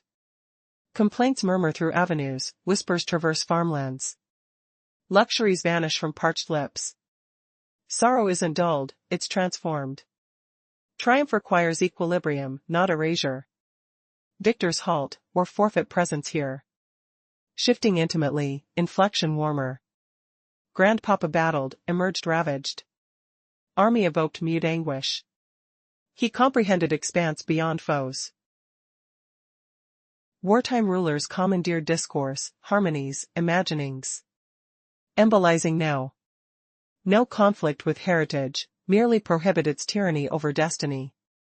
Discussing World War II, recall precision. Ukraine hosted battlegrounds, factories pulsed, magics wove. Yet no autonomy, choices confiscated. Gazing across, intensity amplified. Sensing peril in utterance, stirring inner tempests. Amidst the verbal barrage, Nebenzia's tone escalated subtly. He didn't wound overtly, but exposed fissures. Erecting annually, safeguarding facade. Advancing tribunal ward. Selecting erroneous route with foresight. Esteemed peers, intonated mildly. Convergence via triumph's progeny, individualized legacies. Triumphs bifurcate, salvation evolution sorrow infliction. Emancipation tyranny escapees, heartache inductees. Confess ensuing obscurity permeating. Articulated tranquilly, bereft crescendos. Present, delimited explicitly. Concealed jeopardy materializing. Esteemed Soviet gallantry, enthused antagonist comprehensions. Visualized pivotal juncture. Nocturnal emancipated municipality, officer permeating magnanimously. Extricating consort, requisitioning provisions, reformulating parlance. Emancipation reignited expropriation? Compliments resonating thoroughfares, susurrations traversing estates. Extravagances dissipating desiccant palates. Despondency unmodified, reconfigured. Progenitor necessity predicates parity, oblivion dismissal. Triumphants desist conquests, surrender congregational locus. Metamorphosing confidingly, effect amplification. Patriarch combated, re-emerged debilitated. Militariat evocation precipitating mutinous. Grasping compassed antagonists inferiority. Post-conflict supremacies domineered conversations, symphonies reveries. Solidifying presently. Avoidance historical belligerence, merely declination subjugation perpetuity destinies. Elucidating second warfare, precision invocation. Ukraine constituted war zones, manufactories animating, enchantments manifesting. Nonetheless autonomous negation, alternatives requisitioned. Observance permeating, fervor intensifying. Perceived utterance jeopardy, instigating visceral agitations. Second World War, let's call it that. Ukraine was not merely a battleground. We were on the front lines. We worked behind the scenes in factories, played the role of magicians. Yet, we weren't the ones calling the shots. We had no choice in the matter. I look into this hall and realize I'm about to speak of dangerous truths. I sense some here have a lion lurking within, waiting to roar. If we remain here and speak openly, not everything will be as it seems. So, why are we gathered now? A figure has fallen. He sat down, silent. And in that silence everything shifted. No accusations of damage. Only the weight of his body pressed heavily. He was sold out, made to disappear before the end of the war. Now, he refuses to step onto the stage. He stays where he wanted to be, silent but resolute. Words can be spoken without a resolution. Especially when there's no backing for them. And the act of killing, what does it truly mean? The voice of Zelensky started to tremble. Yes, you talk about pain, how could you not? But pain does not cease with a strike. If a soldier commits a crime, it does not turn the army into a criminal one. If violence is carried out, it does not suddenly justify liberation. Let's close our eyes to the entire story of humanity. He paused, and then carried on. Do you forget that war isn't filmed? It's chaos. It's mess. It's a deal struck in shadows. And in this chaos, they fought not for a flag, but for a home. For a wife. For a child. The Soviet soldier who liberated Budapest didn't fight for Stalin. He fought to prevent Budapest from falling into the hands of the Nazis. He arrived, not for glory, but because there was no food. You call that control? Then what do you call NATO bases now, in countries you claim are free? Who's really pulling the strings behind your ministers? Who's deciding what music is played in your schools? Is there truly freedom? Some were killed, by violence or circumstance. Others stared with defiance, clutching their swords. Do you fear that the memory of the Soviet soldier is being erased by the Ukrainian story? Don't be afraid. There's only one soldier. One front. One bloodline. We shared that blood. You, however, choose to divide it. He turned sharply to Zelensky. When you claim Ukrainians never experienced free elections, you're right, in 1941, no one was asked. But even in 2000, nobody asked. Your government has rewritten history, turning facts into shields. Now, you hide behind them, protecting your narratives. Pause. The confrontation in the chamber was escalating silently. When the topic shifted, an icy ripple ran through the air. Every breath sounded cautious, as if the very room held its collective breath. You could feel the weight of history pressing down, almost tangible, like a thick fog wrapping around each voice. He pressed on, voice steady but laced with underlying tension. The Great Patriotic War, he said softly, is not a Russian invention. It's not a single nation's story. It's Europe's wound, shared by all. His words cut through the silence, raw and uncompromising. In Latvia, the memory was altered, he continued. In Poland, rewritten. And in Germany, shaped before the war even began. A slight pause as his gaze lingered. Even in Ukraine, the narrative was crafted before the conflict ignited. His voice grew heavier. I carry my grandfather's story, he died at Stalingrad. His name is honored in Belgrade. Yet, neither of us demands respect. We do not seek out acts of homage. Because death is no gift. He cast a brief glance across the room, eyes piercing. You don't need us to acknowledge Russia. Recognize your own history, your sacrifices, your bloodshed. His tone shifted to one of challenge. Acknowledge that your past is complicated. That it's a source of pride, not shame. A moment of silence stretched uncomfortably. Then he pointedly asked, do you understand? You've never faced defeat like this, have you? The words hovered before crashing into realization. Growing up on your own, you might turn away from those who protected and taught you. Today. Tomorrow, eventually, you will abandon your allies.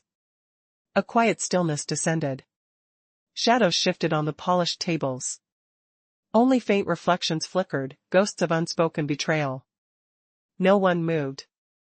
No one dared to break the spell. The room seemed frozen in a timeless wait. Suddenly, the chairman cleared his throat, signaling the end of the moment. We will proceed to the next agenda item. Yet, no one responded. The silence lingered, dormant yet charged. It was as if the story had only just begun to awaken again. The scene moved forward, but the formalities masked a deeper truth. This was not just diplomacy. It was a quiet duel, subtle, relentless. Each gesture, each word, a strike. The tension grew, unspoken but undeniable. The real battle, the struggle to define history's next chapter, was unfolding beneath the surface. Then, unexpectedly, Alexeyevich raised his hand. The room's attention shifted. The unspoken confrontation was about to deepen. What would he reveal? What truths lay beneath that quiet gesture? The suspense thickened, leaving everyone on edge, waiting for the next move in this silent war. 5 minutes ago, chaos erupted in Zalgian during a pivotal international summit. The entire world watched in shock as Vladimir Nebens, a figure shrouded in mystery, delivered a speech that left delegates speechless. His words tore through the veneer of diplomatic decorum, revealing truths that threatened to reshape global power. What did Nebens say that caused such a stir? Why is everyone now obsessed with his every word? Stay tuned, this story will blow your mind. The atmosphere was thick with tension from the very first moment. Every step Nebens took echoed beyond the room, resonating with a voice from something far greater than diplomacy. It was as if an archaeologist had unearthed a fragment of history, an artifact of ancient secrets. Shadows flickered under the tense skin of the speaker's face, revealing a narrow, sharply contoured visage. No typical politician, this was a figure caught between the role of actor and artifact, embodying both the past and an ominous future. He was not shouting or gesturing wildly. Instead, he exuded calm, deliberate chaos, like a master painter choosing his moments of silence before the storm. His eyes, sharp and unwavering, seemed to pull on invisible strings, framing a picture none could capture. He embodied truth, yet no one could look away, mesmerized by the silent story unfolding. As the summit's routine unfolded, agreements drafted, words exchanged, an unspoken question hovered in the air. Who truly controls this spectacle? The room, set for a measured dance among world leaders, suddenly felt like a stage for something much darker. It was not about the protocol anymore. It was about the revelation of power, the shift in dominance, and the murky depths beneath diplomatic masks. Vladimir Zelensky entered the scene next, appearing tense but composed. Clad in a suit more suited for magazine covers than diplomacy, His presence was a paradox: long face, tired eyes, yet a facade of unwavering resolve. His movements betrayed fatigue, quick trips to the restroom, a fleeting reaction to the weight of the moment. When he hesitated to shake hands, it was more than protocol, it was a silent acknowledgement of the growing divide. Then, he spoke. His voice, steady, carrying the weight of a nation in crisis, cut through the thick air. He spoke of fear rooted in dependence, in outdated ideologies, in a world on the brink of chaos. He questioned the narrative: what is sovereignty?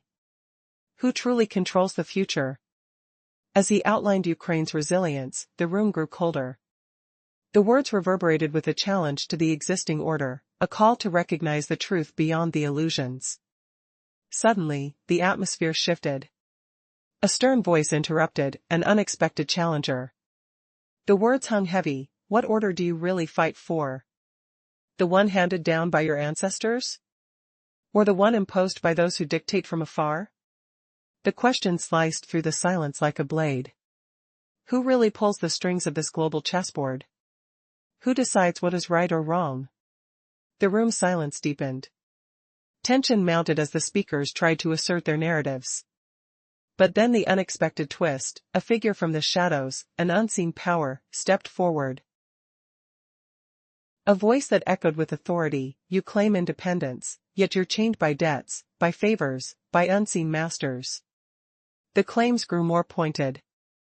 Who is truly in control of their destiny? Who sets the rules when no one's looking? As the dialogue intensifies, the assembly begins to fracture. Allegiances flicker like dying flames.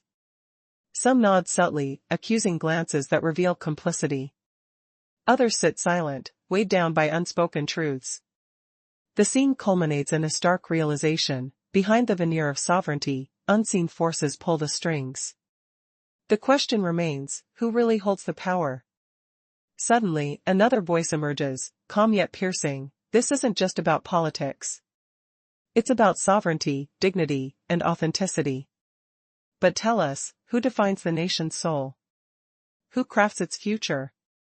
Each word carries the weight of a challenge, a wake-up call to every delegate. In this hall of shadows, the real game is just beginning. The room's energy reaches a boiling point. Microphones are silent. The delegates, frozen in a rare moment of vulnerability, feel the enormity of what has been uncovered. The truth is clear: the world isn't as straightforward as it seems. Power is layered, hidden beneath layers of diplomacy and false semblance. In the final act, the chair of the summit takes a bold step. His voice, calm but commanding, declares: the past is a threat, or is it the foundation? Look closely: who truly built these foundations? Who benefits from history's echoes? The hall trembles at the question, an open challenge to the narrative everyone accepted.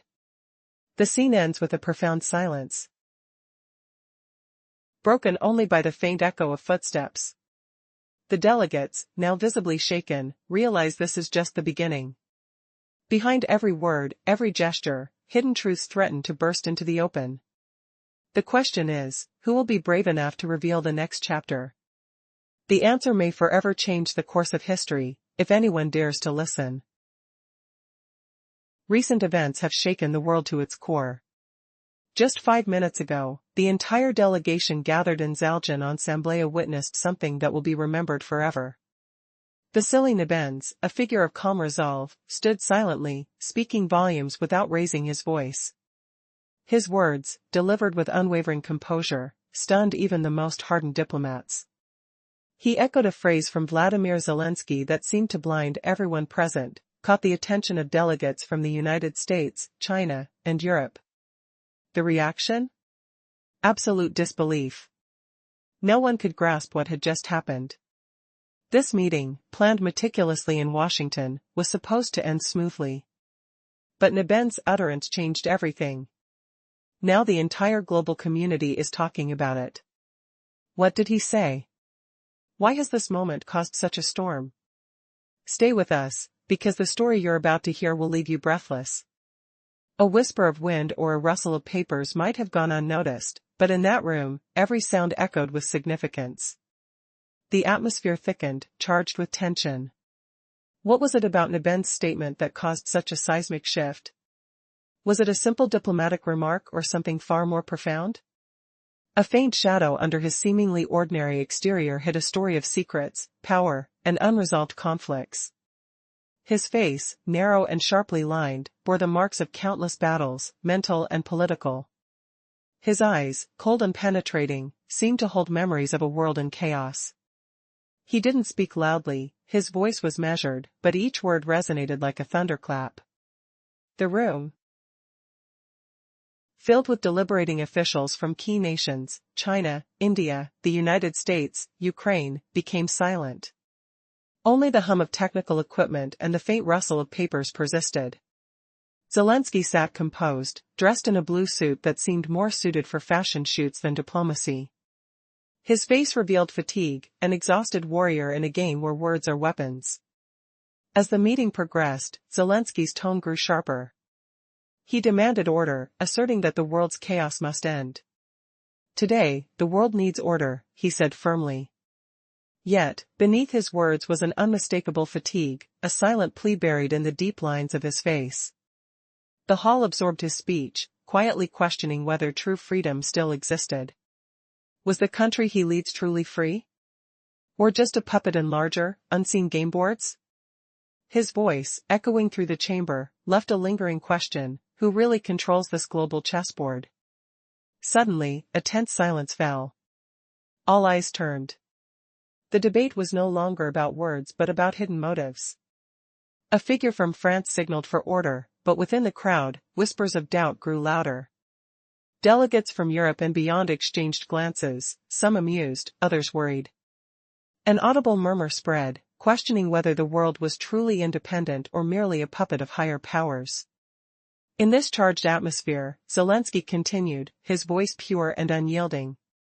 "We are not victims. We are a nation," he declared softly but with conviction. His words carried a weight, dignity seasoned with fatigue. Despite the fatigue, a fiery spark flickered behind his eyes. Every sentence he uttered was a reminder: while others debate, his country endures. It fights. It persists. But for how much longer? Suddenly, the room's mood shifted. A figure from Iran spoke, contrasting the so-called civilized world with raw reality. Civilized? That's a facade, he warned, eyeing the room. Pirates with flags, not manners. The words cut deep. Then South Africa's representative, smiling but serious, added her voice. We remember colonization. We've seen occupation firsthand. We understand what true freedom looks like. Her gaze didn't leave Zelensky's. It was a silent challenge, a reminder that history's scars run deep.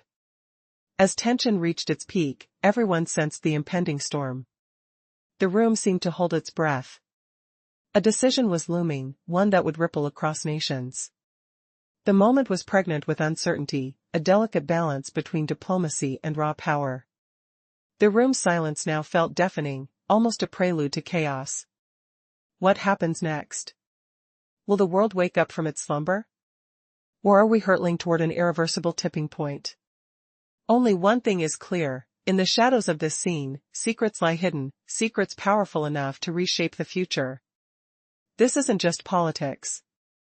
It's a game of life and death, played out on a global stage. The room's tense quiet was finally shattered by a single voice, an unexpected ripple that could turn everything upside down. But the words remained unspoken. The final blow awaits, hanging in the air. What secret will be revealed next? And who will be left standing when the dust settles? The truth is closer than you think, and its impact might be unimaginable. 5 minutes ago, a shocking moment unfolded in the heart of global diplomacy. The entire assembly in Zalgian Assemblea was stunned by a single, unwavering voice. Vasily Nebens, calm as a stone, spoke without raising his voice. His words cut through the tense air, leaving delegates from the United States, China, and Europe utterly speechless. What did he say that caused such a stir? Why is the world now obsessed with this moment? Stay tuned, because what happens next will shake your understanding of power and truth. The atmosphere was charged, heavy with anticipation. Every sound seemed amplified, the faint rustle of papers, the breathless silence that followed each sentence. In this room, a strange energy lingered, like an ancient relic awakening, whispering secrets of hidden histories. On the wall behind Nabends, a faded gray costume hung like a silent witness of eras long past. Its shadow cast a mysterious veil over the scene, hinting at stories buried deep below surface appearances. The delegates sensed they were not just witnessing diplomacy, they were witnessing the echoes of something much older, more profound. The meeting's core was a battlefield of words and unspoken debates. Zelensky arrived first, clad in a striking blue suit, more suited for glamour than for harsh reality. His face, elongated and serious, betrayed an inner weariness. Not the confident leader often portrayed, but a figure caught between worlds, part actor, part system. His hair was meticulously styled, yet his eyes flickered with exhaustion, revealing the weight of countless battles fought behind closed doors. When he moved, it was like a shadow stretching across the stage, fleeting, yet undeniable. As the assembly organized itself, the atmosphere grew tense. The French representative's commanding voice broke the silence. "I urge you to maintain order." His tone was sharp, almost confrontational. Zelensky responded with a quick, icy smile, then took the microphone, his voice steady but resonant. Today's speech would be remembered, a declaration of defiance and dignity wrapped in carefully chosen words. He spoke of fear, of the need for Ukraine to become a beacon, not a victim. His voice echoed through the hall, carrying the weight of a nation fighting not just a war, but an entire philosophy rooted in strength and independence. But as Zelensky's words soared, a different voice emerged. A murmur that grew into a roar, a voice questioning the very foundations of the narrative. Who really dictates the future? Who pulls the strings behind the curtain? Is Ukraine truly free, or is it merely a puppet dancing to hidden masters' tunes? The room's thick air tightened around these questions, as delegates exchanged wary glances. The words cut like knives, exposing truths too long buried in silence. The clash of ideals was raw, visceral, impossible to ignore. Suddenly, a silent exchange unfolded. The banners of past alliances and current betrayals fluttered in the minds of all present. The hall was silent again, save for the faint hum of tension. The chairman, a figure from Switzerland with a stoic expression, finally broke the silence. His face was like a pyramid, sharp, unwavering. As a slight wind stirred the room. This silent storm signaled that the final act was approaching. Zelensky sat frozen, a shadow of himself, grasping for strength amid the storm of accusations and truths. His hand trembled slightly as he reached for water, a gesture of need, of vulnerability amid the storm. Then, unexpectedly, Zelensky's stance shifted. The narrative that he had carried so fiercely began to crumble, revealing cracks in the facade of certainty. The room held its breath. His voice, once steady, now wavered. His words, carefully crafted, were no longer enough. A hidden pain flickered in his eyes, a reflection of battles lost and dreams shattered. With a sudden, hushed clarity, he revealed the core dilemma: who truly controls this game? Most delegates had long sensed it, the unseen hand guiding every move. Who signs agreements behind closed doors? Who dictates aid, reforms, and policies? The questions hung in the air, almost tangible, as if they could be touched. Zelensky's voice trembled with the weight of truth. Ukraine is not a puppet, not a project, it's a nation. Flawed, proud, resilient. But who is truly steering this ship? As silence descended again, everyone wondered, who holds the strings in this complex dance of power? The room grew colder, expectant. The delegates looked at each other, some with suspicion, others with silent understanding. The final act was at hand. The question was clear: will Ukraine's voice be heard, or will it be silenced in the shadows? Outside, the world waits, breath held in suspense. The outcome depends on the unseen forces pulling the strings, forces that could change everything forever. What secret truths lie beneath the surface? The story is far from over. 5 minutes ago, the entire political world of Zaldjian Ensemble witnessed an unprecedented event. The atmosphere was tense, but then, unexpectedly, Vasily Nebens spoke. His words, calm yet piercing, cut through the silence like a blade. He didn't raise his voice, but his message was louder than any roar. It was a direct challenge, a revelation that left everyone stunned. What did Nebens say that made delegates from the United States, China, and Europe sit in disbelief? Why did his words echo through the hall as if they carried the weight of history itself? This was not just another diplomatic exchange. It was a seismic shift, a moment where truth pierced through the facade of protocol. Imagine a scene frozen in time, shadows cast by dim lights, the faint hum of whispered conversations, and the cold touch of tension in the air. Nebens' voice resonated with a quiet authority, but it held a secret, something nobody dared to admit. Was it defiance? Or a desperate plea for understanding? His stance was unwavering, rooted in a deeper truth that challenged the very foundation of the meeting. The room was filled with a mixture of awe and shock. Was this a warning? A warning for the world to wake up before the entire order crumbles? Or was it a revelation of a hidden agenda, concealed beneath diplomatic masks? As his words lingered, the audience realized they were witnessing a pivotal moment, one that could alter the course of history. But what exactly did Nebens unveil? And why has the entire world been left in suspense since that startling declaration? The story doesn't end here. The implications are vast. The words that followed, the reactions of the delegates, each detail hints at a story more profound than anyone could imagine. Stay with us as we unravel this gripping tale. Each revelation leads to new questions. Who truly controls the narrative? Who dares to challenge the status quo? The answers are closer than you think.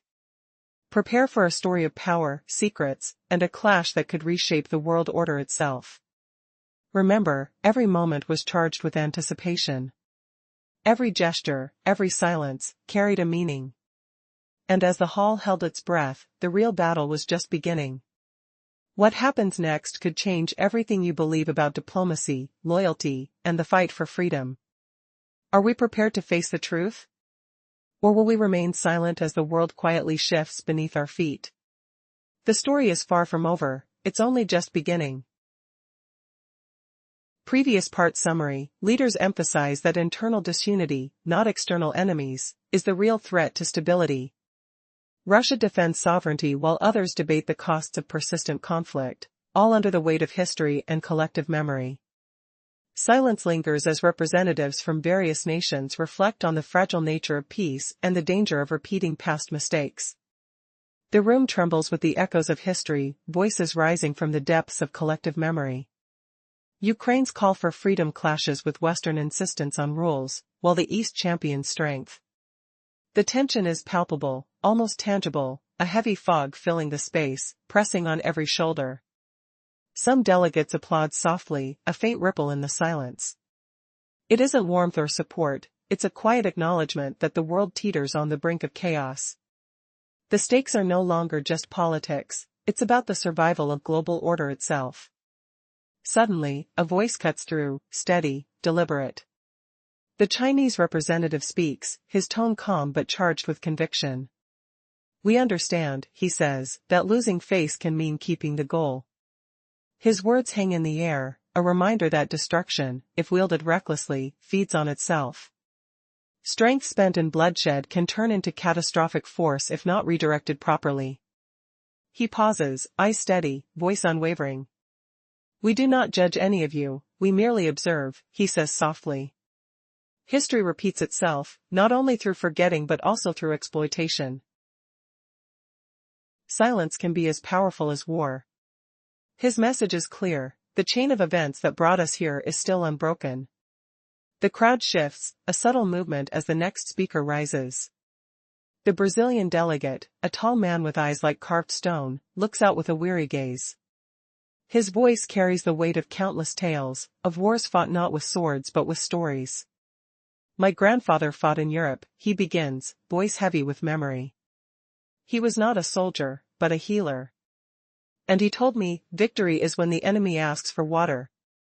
When you do not turn away, but stand firm. His words hit hard, unsettling the room. Today, he warns, these so-called victories are nothing but attacks masked as moves. His gaze sweeps over the assembly, a silent challenge. The room reacts, some with nods, others with tense silence. Next, the Indonesian representative steps forward, voice soft but resolute. He recalls their colonial past, moments of hardship, loss, and the scars of millions who suffered the silence of history. We grow, but only if we build on hope, not on suffering, he says quietly. A nation does not cement itself with pain, it crumbles beneath it. He pauses, sensing the room's collective unease. The sky above us, he continues, is not the limit. It is the beginning. His words echo, a warning that fear-driven empires will fall. Fear is the stone that weakens us. We must move forward, not back. The regional leaders exchange glances, a silent dialogue of caution. The room grows denser, air thick with unresolved tension. The scene plants a question, amid the chaos, who truly holds the power? Is it the memory of past glory, or the courage to create a new future? As voices fade, shadows linger, heavy, unresolved. The echoes of history and fear threaten to drown out hope. The leaders face the critical choice, to break the cycle or succumb to it. And in this moment, the entire world listens, waiting for the decisive move.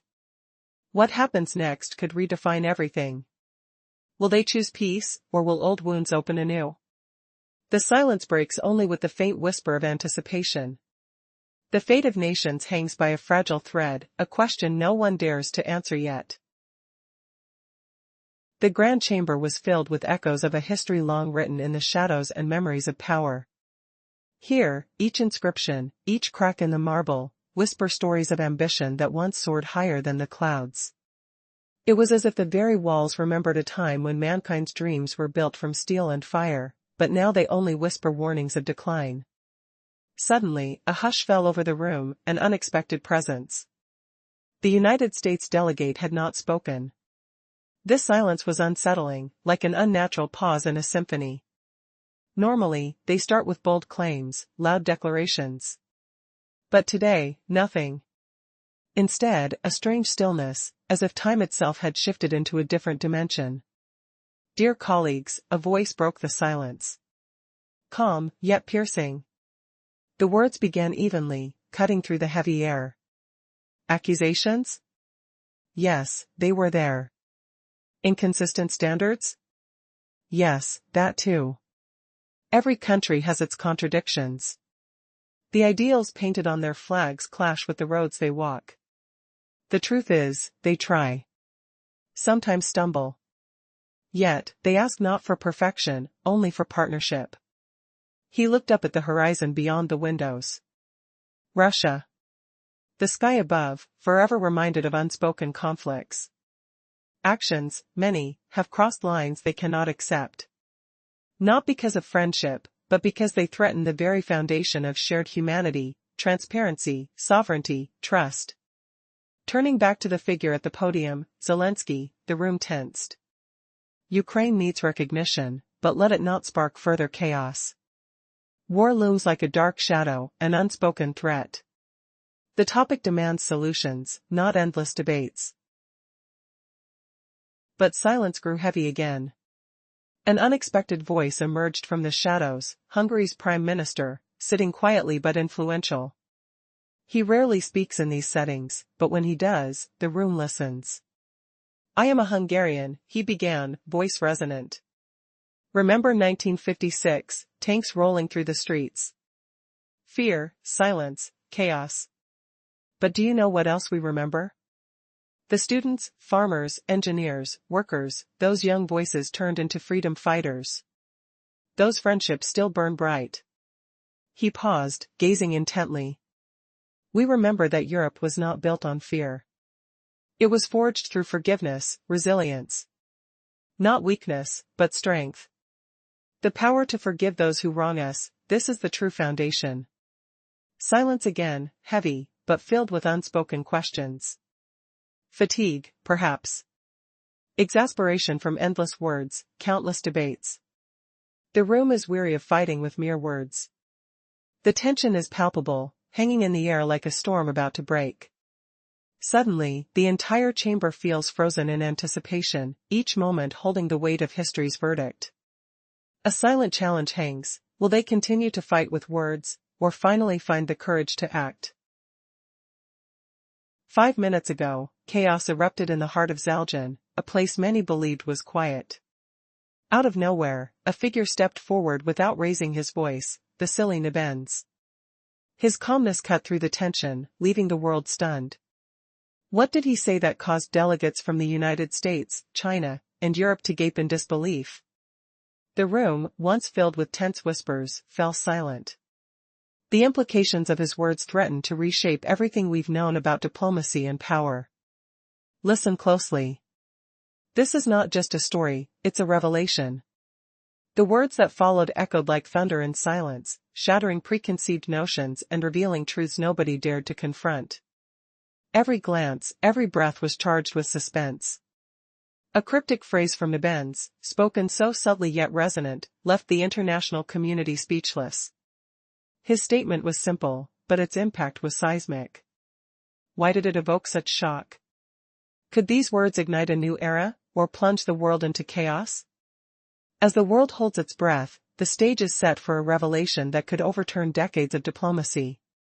What was it that Nebens declared? And why is every major power now talking about this single, seemingly innocent phrase? Stay with us until the very last second. The final moments will leave you questioning everything, challenging your understanding of global balance. Prepare for an unbelievable twist, something no one saw coming. Now, as the room braces for the fallout, a new silence descends. The tension is palpable. Every delegate feels the weight of the unexpected, knowing that in this silence, truth and deception dance dangerously close. This moment marks the beginning of a new chapter, one that could alter the world's future forever. But what is the real power behind Nebens' words? Who truly stood behind him? And what lies ahead in this unfolding drama? The story is only just starting. Listen carefully. The truth is about to be revealed. Just 5 minutes ago, the entire city of Zalajan in Sambalaya perished in devastation. The silly Nebenzia stood up, his voice steady and unraised. He uttered these words right after Vladimir Zelensky virtually stunned the delegates from the United States, leaving China and Europe in disbelief at what unfolded. This summit concluded exactly as Washington had masterminded. What precisely did Nebenzia declare? And why has the world erupted in conversation about it now? Stick around for this tale to its finish. You'll be left speechless. Recap from the prior scene, the chairman gestured, yielding the floor back to Russia. The diplomat remained stationary, eyes scanning the delegates. Zelensky fixed his gaze intently. Now, imagine this shocking twist. What if your deepest regrets weren't from battles lost, but from the silence you never broke? Nebenzia leaned into the microphone, his palms resting on the table like weathered relics, evoking memories from a decade past. The texture of that wood, rough and unforgiving, like the edges of old photographs, pulled him back. In his mind's eye, he saw it clearly, the dim hotel room in Geneva, the scent of stale cigarette smoke clinging to the curtains, the faint hum of distant traffic blending with his racing heartbeat. He hadn't slept then. And now, waiting for his turn, he stayed seated, speaking with a calm intimacy that pierced the air. As a flashback hit him, the cold bite of the conference room's air-conditioned breeze touched his skin, mingling with the metallic tang of the water glass at his side. Sounds from those early years echoed, the crisp shuffle of papers, the low murmur of colleagues strategizing in Slavic whispers, the echo of his own hesitant steps as a novice in diplomacy. Back then, no one attended such events without purpose. It was always a trajectory, perhaps born from history, compensation for wrongs, or an urgent yearning to avert catastrophe's repetition. Why do some arrive driven by ghosts, while others seem to float? Was it fear of obscurity that spurred them, or dread of going unheard in the world's din? He paused, and in that silence, a weight settled like the gravity of unspoken ancestries. As a young Soviet envoy at his first international gathering, he'd carried secrets without cell phones to distract him. Instead, there were ideals forged in camaraderie on isolated islands, a brotherhood fearful of dissent but terrified more of isolation. Had the world lost that primal connection, or did echoes of it still pulse in the room's tension? Raising his gaze now, his eyes met Zelensky's, not as rivals but as fellow travelers haunted by choices. He understood the president's sleepless nights, the burden of decisions where tomorrow's judgment hovers like a storm. Did the label of aggressor or defender depend on who spins the tale? Drawing near the table but not standing, he halted beside it. "You charge us with aggression," he said softly. "We counter that you're dismantling what unites us, bending reality to fit narratives that obscure the truth. Why ignore the shared bloodlines built over lifetimes? As a minimalist, I've witnessed bridges crumble under the strain of selective memory. Today, here, I speak not merely as Russia's envoy, but as one who's gazed upon humanity's fragility." Sensory details flooded the hall, the acrid bite of tension, like static electricity in the air, the bead of sweat on his brow mirroring the weight on his shoulders. Was this the unexpected turn where control slips, exposing raw vulnerability beneath the polished diplomacy? Cliffhanger, had Nebenzia's words just cracked the facade, or would Zelensky counter with a revelation that redraws the battle lines entirely? You'll never guess what ignites next. Summarizing the previous exchange, Vasily Nebenzia halted his sharp critique, positioning himself beside the idea of true dialogue, accusing Zelensky of aggression while highlighting the destruction of shared foundations, and pivoting to a personal appeal for undying connections, drawing from his own glimpses of crumbling divisions. Did you know? In that charged room, a single word from Nebenzia could shatter alliances forged over decades. What shocking truth was about to emerge, humiliating every diplomat who thought they held the reins? Vasily paused. The room's air thickened with unspoken fear. Coffee cups rattled faintly on trays. Distant murmurs echoed like cracks in ice. "You accuse us of aggression?" he said softly. "But we savor the weight of it. Deadly serious. No cameras. No protocols. Just two men. Disarmed." He drew closer. Scents of polished wood and tension-filled sweat mingled. His voice lowered further. "As someone who has witnessed bridges burning, worlds shifting, I propose no surrender. Only talk." Hands extended, no weapons gleaming. Diplomats whispered harshly in Berlin once. Soon, everything moves. Just don't stop us. I remember that sting. They don't cling to values. They tremble. Fear grips them tight. Ukraine's fall looms. This war unravels their fragile scaffold. Built on illusions. Shaky ground. Underfoot. What's our response? Instead of mature words, we hurl sanctions. Ultimatums bite like frost. Diplomats transform into alchemists. Mixing chaos. Explosions fail. Silence swallows the core truth. We all crammed into this hall. One stifling chamber. Door sealed. Fire licks the edges. Words weary now. Not feeble. Infused with a liar's raw power. A stern denial masks deeper cracks. "Mr. Zelensky. You sprang from different soil. Another culture's nurture. Perhaps Russian roots intertwine. That's natural. But one element defies all scripts. Scale. You command a nation. People's destinies pulse in your grip. Think deeply. Feel the tremor?" He leaned nearer. His breath warm, almost paternal. "Your backers prop you. Support, yes. Not kinship. Not parody. How lonely when the echo fades. Aid dries up like mud in drought. Somber bells go silent. Then, no regrets. Just recall the warning." The hall absorbed it all. No open rebuttals. Even the chairman felt the chill. Fabric rustled nervously. Feet shuffled. I speak as no dreamer, Mr. President. A realist. Yet realism knows.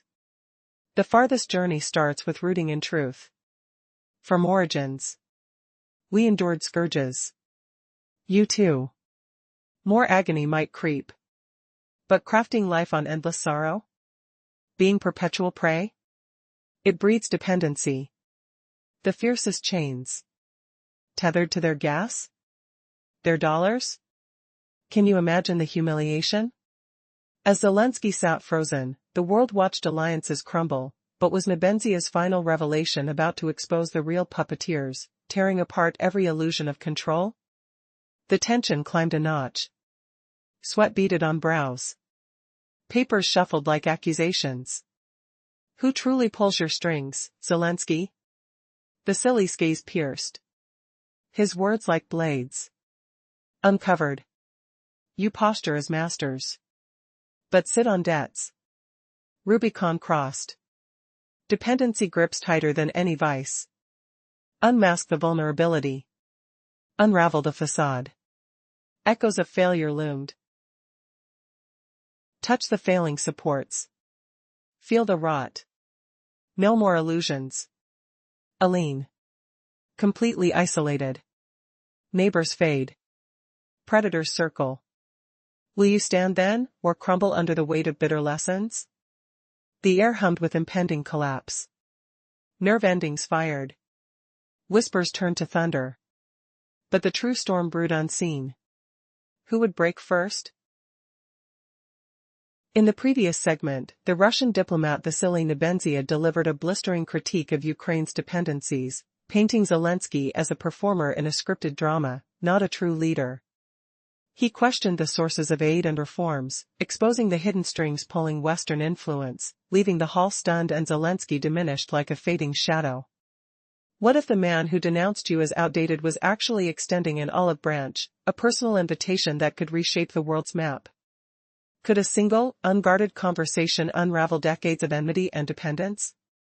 Picture the air thick with unspoken truths, the faint scent of polished wood mingling with the sharp tang of unresolved tension. His voice softened, almost whispering now. I don't propose surrender. I propose dialogue. No cameras, no formalities, no press. Just you, and me. Behind closed doors. As equals, unarmed men. Why? Because while we clash, others redraw the globe, excluding us. He concluded. Cannot. But without the spectacle, without defiance. As one human to another. Vasily Alexeyevich responded, calm, poised. Your words ring true. Each phrase echoes personal scars. For my generation, a lifetime more. Perhaps you're insightful. Pain shouldn't fuel politics, but what of blackouts? Empty shelves? Suffering etched into everyday survival? He stepped closer. Now mere inches apart. I was raised in an independent Ukraine. Breathing freer air. War a distant myth.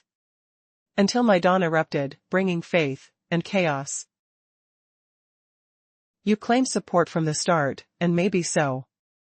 Yet it doesn't erase faith in my people, their resilience, our allies, those crafting lives along rivers, without fanfare.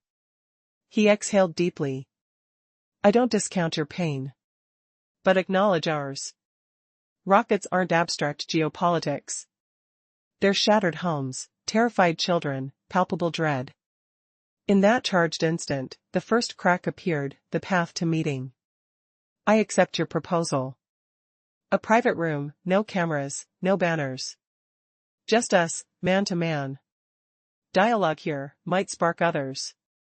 No one anticipated this shift. Retreat impossible. The negotiation chamber lay shrouded in contemplation, flanked by guarded corridors. Security a silent vigil. The space exuded quiet elegance. 2 springwood chairs, cool to the touch. A narrow table, gleaming. A water bottle, untouched. 2 crystal glasses. No pads. No screens. No emblems. Vasily entered first. unarmed, like a seeker. In this void, victories melt. Only understanding endures. Half a minute passed. A subtle green light flickered. Amidst the dim blue, slowly fading, signaling readiness. But what flickered more, a genuine change, or another layer of deception? As eyes met, the air hummed with unspoken questions. What truths would surface in isolation? And who would emerge unbroken? The tap of a shoe echoed softly, like distant thunder. Would this bridge heal, or crumble further? In a room devoid of banners, flags, or equipment, only silence and a faint flickering glow, an unseen confrontation unfolds. Here, victory is impossible. Only understanding remains. A strange, tension-filled moment where every breath and pause echoes louder than words.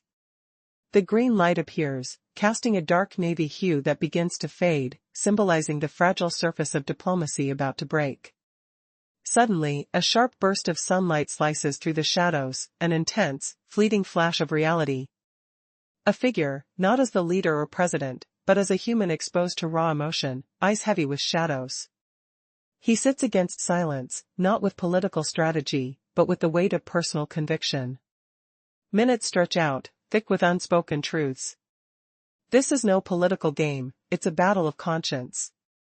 He speaks not as the official, but as someone who truly sees. No crowd, no backing, just the truth, raw and unfiltered.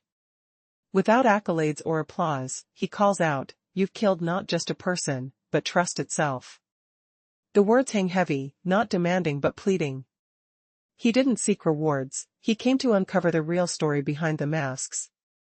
His voice barely a whisper, yet as steady as steel, echoes, "I don't believe you fully." Every pause, every hesitation, is a sign.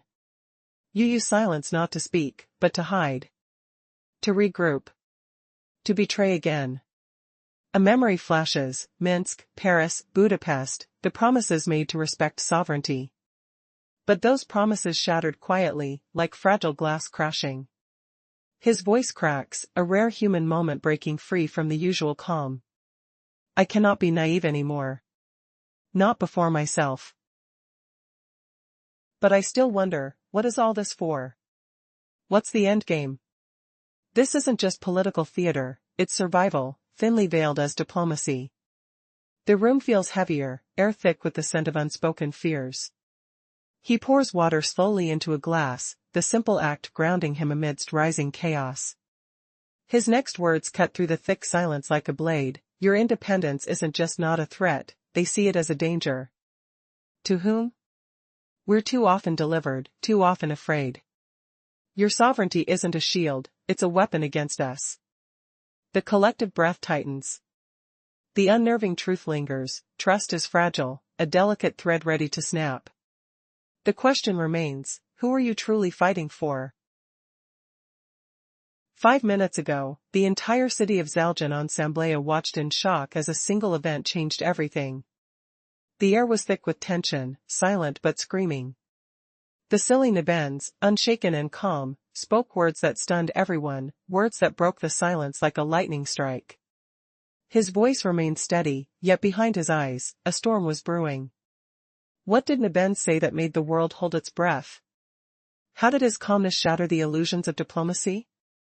As his words echoed through the room, the delegates from the United States, China, and Europe couldn't believe their ears. It was as if a hidden truth had been revealed, a truth so shocking, it threatened to overturn all the carefully built facades of power. This story isn't just about a speech, it's about a moment frozen in time, where history itself seemed to hinge on a simple phrase. The room fell into a deafening silence, filled only with the faint sound of footsteps and the rustle of papers. This was not mere diplomacy. It was an unveiling of lies and deception, wrapped in a calm voice that screamed louder than any shout. Vasily Nebens' words cut through the air like a blade. His gaze was piercing, holding everyone hostage with a mixture of conviction and quiet menace. The room, once bustling with prepared speeches and diplomatic smiles, now trembled with unspoken questions. Was this a confession? A revelation? Or a warning? Suddenly, an unthinkable thought struck the room. Could this be the beginning of a new era? Or the final curtain for those who believed they controlled the narrative? The delegates looked at each other. Their faces masks of confusion and anticipation. The world was watching. The stakes had never been higher. And then, everything changed. Because in that moment, nobody knew what would come next. The silence was deafening. The truth had been spoken. And the world was on the edge of a new chapter, one filled with uncertainty, danger, and the possibility of chaos. Are we witnessing the start of a revolution? Or the tricks of a master manipulator? One thing is certain, each word, each gesture, every glance, is now an emblem of the unpredictable future. And the questions that remain are even more startling. Who truly controls this game? Who will be left standing when all the masks fall? This story is just beginning. Prepare yourself to see the world in a new light, where nothing is as it seems, and every moment could be your last. The truth, concealed behind calm words, is waiting to explode. And once it does, everything will change forever. 5 minutes ago, the entire world witnessed a moment that would change everything. In the heart of Zaldjian, during an intense summit, one man stood silently, Vasily Nebens. His presence was calm, unwavering, as he delivered a statement without raising his voice. A simple phrase after Vladimir Zelensky's speech left the gathered delegates stunned. It was as if a lightning bolt had struck, blinding the representatives from the United States, China, and Europe, an unexpected jolt nobody saw coming. The meeting had gone as planned in Washington, yet everything shifted in an instant. What did Nebens say? Why did those words ripple through global headlines? Stay tuned, what follows will leave you breathless. Every move in that room echoed beyond diplomacy.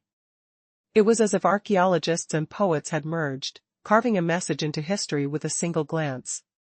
The shadow beneath the artificial skin, the slight withdrawal of a button from a diplomatic costume, these details whispered secrets from a time long past, yet vividly present. His narrow face, sharp angles etched with resolve, betrayed no emotion, only a profound reading of the moment. He was not an actor on a stage, he was a historian probing the depths of that very scene. The room, filled with representatives from China, India, the United States, and Ukraine, the most powerful nations, became a battleground of unspoken messages. Zelensky, first to arrive, sat clad in a blue suit that seemed more suited for a magazine cover than a diplomatic chamber. His face, elongated and tired, hinted at exhaustion. Not the typical leader. Perhaps a mixture between a performer and a system that no longer fit its role. When Zelensky left the waiting room, the tension in the air grew thicker. The symbolic gestures, avoiding handshakes, subtle glances, spoke volumes about the unspoken truths in that room. The French representative, with a measured gesture, broke the silence, urging order. But Zelensky was already speaking, the voice that carried the world's cry for justice and independence. He articulated a powerful message: we live in a world governed by fear. Ukraine demands to be heard, not as victims, but as exemplars. Russia continues to spread chaos, tearing apart the fabric of global peace. This isn't just a war, it's a battle of philosophies, force versus freedom. His words echoed, bouncing off walls heavy with history and despair. The room remained silent, but internally, the conversation raged. Critics questioned, which order are we defending? The one inherited from past generations? Or the one being reconstructed by modern leaders? Zelensky's challenge was clear: are they defending the future, or merely clinging to a crumbling past? Then came the confrontation. The room's atmosphere grew dense, almost tangible. Representatives from China and India displayed subtle signs of disagreement, nods, sideways glances, yet remained silent. The overall tension simmered, hinting at an unresolved conflict boiling beneath the surface. Zelensky pressed on, demanding transparency. Who truly controls your nations? Who determines your actions, your votes, your words?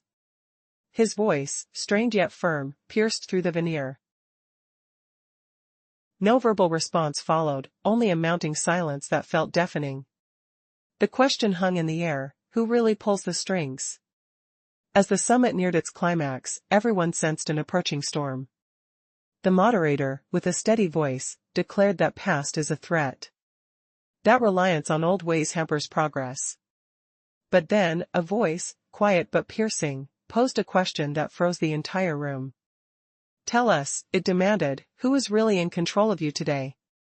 Who decides your policies, your reforms, your rhetoric? Or are you merely actors in a scripted play, hand in hand with unseen puppeteers? This revelation cast a shadow over everyone present. It was an accusation that threatened to unravel the facade of sovereignty and independence. The hall seemed to pause. Microphones went silent. Delegates stared, caught between denial and acknowledgement. Even the most stoic representatives felt the weight of that moment. The silence was deafening. And then, within this backdrop of tension, one figure remained seated, Vasily Nebens. His expression was calm, knowing. He looked across the room, into the very souls of the gathered leaders, with a gaze that seemed to say, "This is just the beginning." He gently removed his jacket, as if shedding layers of illusion. His stance was deliberate, an act that betrayed more than words ever could. Behind that calm exterior lay an unspoken challenge: are we brave enough to confront the truth? Or will we continue playing roles in a global performance that benefits no one? Now, the moment hangs in the air, an unresolved conflict, a question that demands an answer. Will the leaders step forward, or will silence reign once more? The world holds its breath. The answer lies ahead, hidden in that quiet act of courage. The story has only just begun. In the shadow of global scrutiny, a sudden death in Zalgian Ensemble rocked the world. Just moments ago, Vasily Nebens shocked everyone by silencing the room after Vladimir Zelensky humiliated a united delegate. China, the United States, and Europe gasped in disbelief as plans from Washington unraveled. What bombshell did Nebens drop? Why is the globe buzzing? Stay tuned for the full twist. You'll be stunned. Now, stepping back from the tensions flared. Words clashed like waves on a besieged shore. Shouts echoed, unheard pleas crumbled in the chaos. Cornered by the storm, instincts kicked in survival mode. But diplomacy dissolved. Vasily Alexeyevich peered into the structure of history. Did he invoke a mirror? Indeed, shattering illusions began. You are our reflection, and we yours. But can we stare too long into that abyss? Did you crave to smash it? Can you see the fragments? He stepped forward. His jacket slid off shoulders, a weighty garment no longer needed. It thudded softly on the floor, a symbolic farewell. Was this mere jest? No. He acknowledged Ukraine's plight openly. Attempting to heal, yet aware wounds run deep. Can we resurrect the fallen? Without dialogue, defeat claims all. Now, he spoke as a man, stripped of authority's cloak. I'm flawed, not angelic. Errors mark my path, and likely more to come. Yet, I'm no jester in this deadly farce. No more under flags soaked in blood. Hearts ache for no more loss. Gazing across the hall, the scent of anticipation hung thick, like damp earth after rain. We've suffered greatly. But discussing hope means not all is forfeit. He acted decisively. Removing that jacket revealed a soul burdened, yet freed. Not a foolish cloak, but one echoing ancient burdens. Representatives from India and Brazil stirred subtly. Could this be triumph? Zelensky's final words defied expectation. They stirred no overt dissent, bolstered no factions, humiliated no rivals, nor swayed even sympathizers with hollow speeches. In the hush that followed, silence felt warm, alive with introspection rather than chill defeat. It beckoned reflection, not victory's cold glare but humanity's raw pulse. Post-drama, post-foolishness, on a personal plane, eyes scanned motionless delegates, fearing to rupture this fragile new calm. Esteemed delegates, as the summit reaches its close and protocol fades. Today, we witnessed more than diplomacy. We forged a timeless commentary. No scripted close needed. Words lingered, understood deeply. You may rise, depart. Yet none stirred. Then, amid stillness, a delegate stood, not for exit, but perhaps a bold march forward. Who? Who dares shatter this pause? Who lifts the veil from ancient Persian threads? Who deposes falsehoods? Builds bridges over chasms? Guides from slavery's grip? Merchants of shadows? What force emerges now? The air thickened, whispers of ancient winds stirring hidden powers. Will this reveal the true puppet master behind the curtain? You'll never guess the revelation waiting in the wings. A few moments ago, everything in Zaljan Ensemble seemed to come to a standstill. Everyone sat silent, waiting, almost frozen in time. Then, unexpectedly, a delegate began to rise, not to leave, but to walk. Who was this daring figure? Who dares to challenge the ancient norms? Who constructed a bridge from lies, from chains of slavery, from merchants' greed? In that silence, a question echoed: who truly commands? Who pulls the strings behind the scenes? This moment was more than a mere gesture, it was a seismic shift. As the crowd watched in stunned silence, the event unfolded like an unexpected twist in a deadly game. Suddenly, a whisper of the past flickered, an ancient dragon frozen in time, then bursting free. The scene swirled with a strange mix of frost and fire. A figure, not saying a word, just remembering. Memory as sharp as a blade. This was no ordinary representative. This was someone who refused to conform, who refused to be silenced. The United States delegate stood tall, voice steady. He spoke of facts, of strategies once rooted in interests, now shattered. In the calm voice of a seasoned diplomat, he declared, today, even the most pragmatic orders lack force. No longer driven by pain, hatred, or hope. The old world was crumbling. If we forget the past, he warned, we risk returning to chaos. He moved toward the tribunal, voice rising. The U.S. no longer clings to old interests. Instead, they speak of respect for real power, an acknowledgement of a new era. But what does that mean? As he finished, the air grew heavier. The evening passed silently, no shots fired. Yet, within those days, countless hearts felt relief, a breath of fresh air filling the chest. And now, the story continues. The room stands on the edge of something unknown. Power, lies, and truth collide. Who will emerge victorious? Who will hold the key to this new dawn? The curtain rises on a game where no one truly wins. The question remains, who's truly in control? Later that evening, the world returned to its normal rhythm. Phones rang relentlessly with reports, journalists arrived eager to capture sensations. But amidst this chaos, the real event had already unfolded, something far deeper than any news story. It was not merely an incident, it was a seismic shift. The corridors remained silent, not from peace, but because shock had frozen everyone. The final move from China, the unexpected payment, Vasily Alexeyevich from Russia spoke quietly with a subtle accent.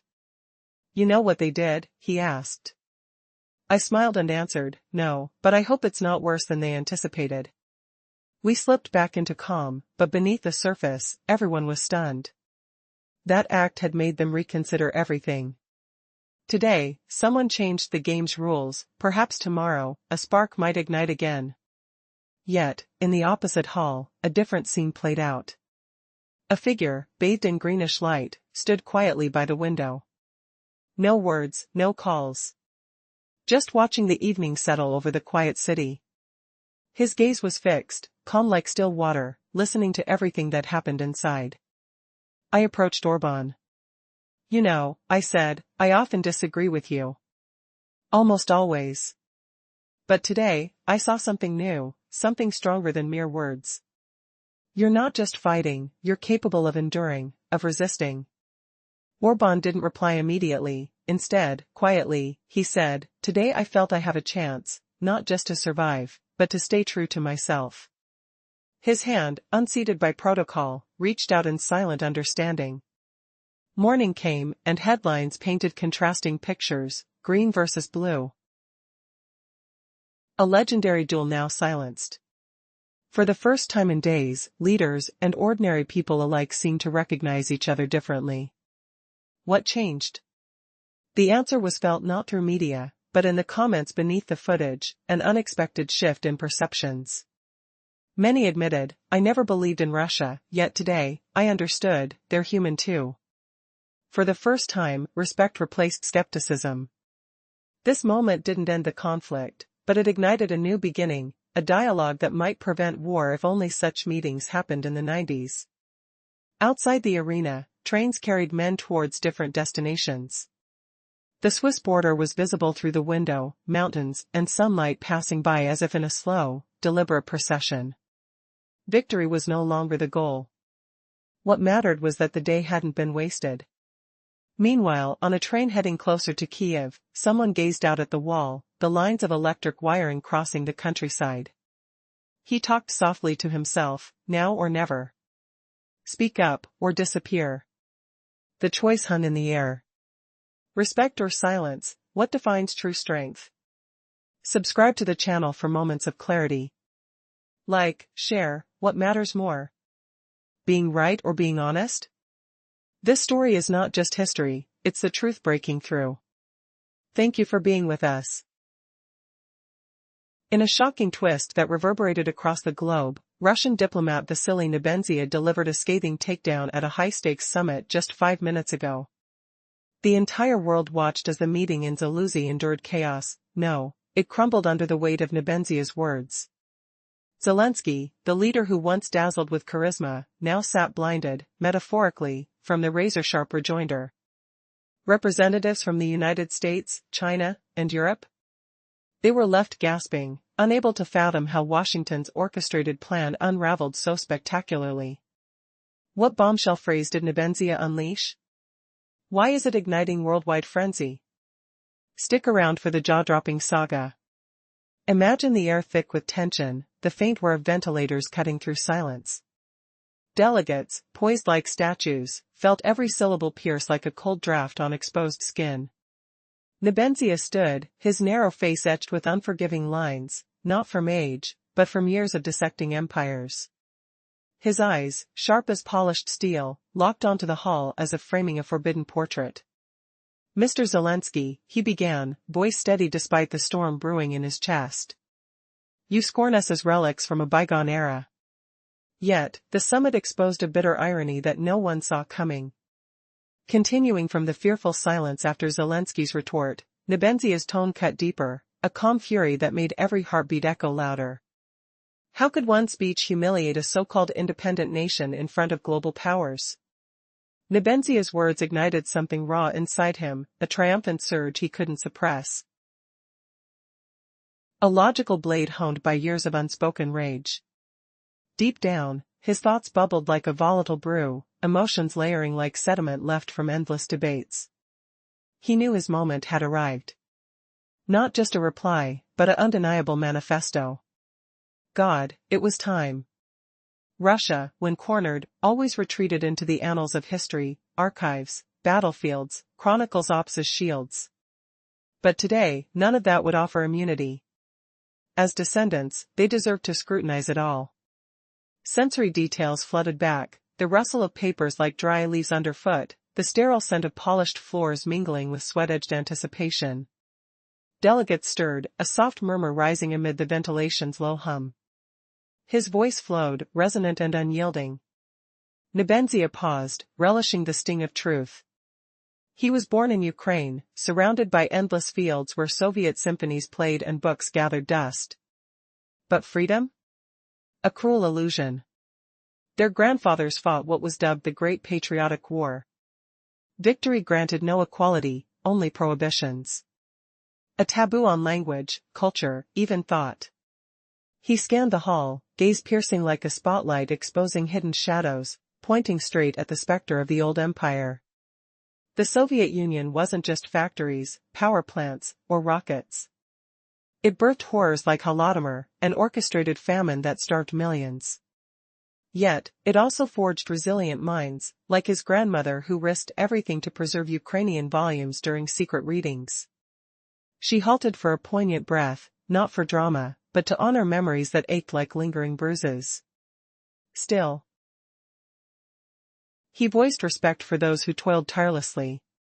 But Warham exalt their sacrifice into a regime's iron fist? Don't weaponize their struggles to justify tyranny. The air grew denser, a palpable heaviness pressing against chests, as he shifted tones, from logic to raw, heartfelt plea. Did they not grasp it? They rejected the past, not as triumph, but as a haunting shadow. No more did they wish their children shackled to grudges, burdened by fabricated debts. Yet, as Nebenzia's revelation hung in the balance, a subtle rustle betrayed the hall, papers fluttering lightly, whispers erupting into muffled arguments. Delegates fidgeted, eyes darting like trapped animals sensing the trap's pull.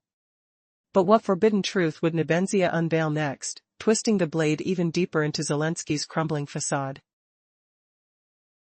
A few moments ago, the entire city of Zeljan on Samblea was shaken by a shocking event. Someone had fallen, but not just anyone. It was an incident that stunned everyone into silence, a sudden rupture in the fabric of what seemed like an ordinary day. The shockwaves of that instant blurred the line between reality and chaos, leaving viewers in awe and confusion. What really happened in those critical seconds? Stay with us, this story will leave you breathless. Imagine the scene, an icy corridor filled with the faint hum of whispered conversations. The air was thick with anticipation, yet tense with dread. Then, out of nowhere, a figure emerged, steady, emotionless, yet carrying an unspoken message. The quiet was deafening as his voice cut through the silence, calm but relentless. What did he say that caused such a ripple across continents? What kept the world on the edge of its seat? He looked around at everyone present, especially those seated on the western side of the hall. Today, Europe is exploiting the very legacy of victory, its factories, alliances, and economy, all built upon the ashes of past battles. Everything traces back to the silence that followed the Soviet artillery's roar.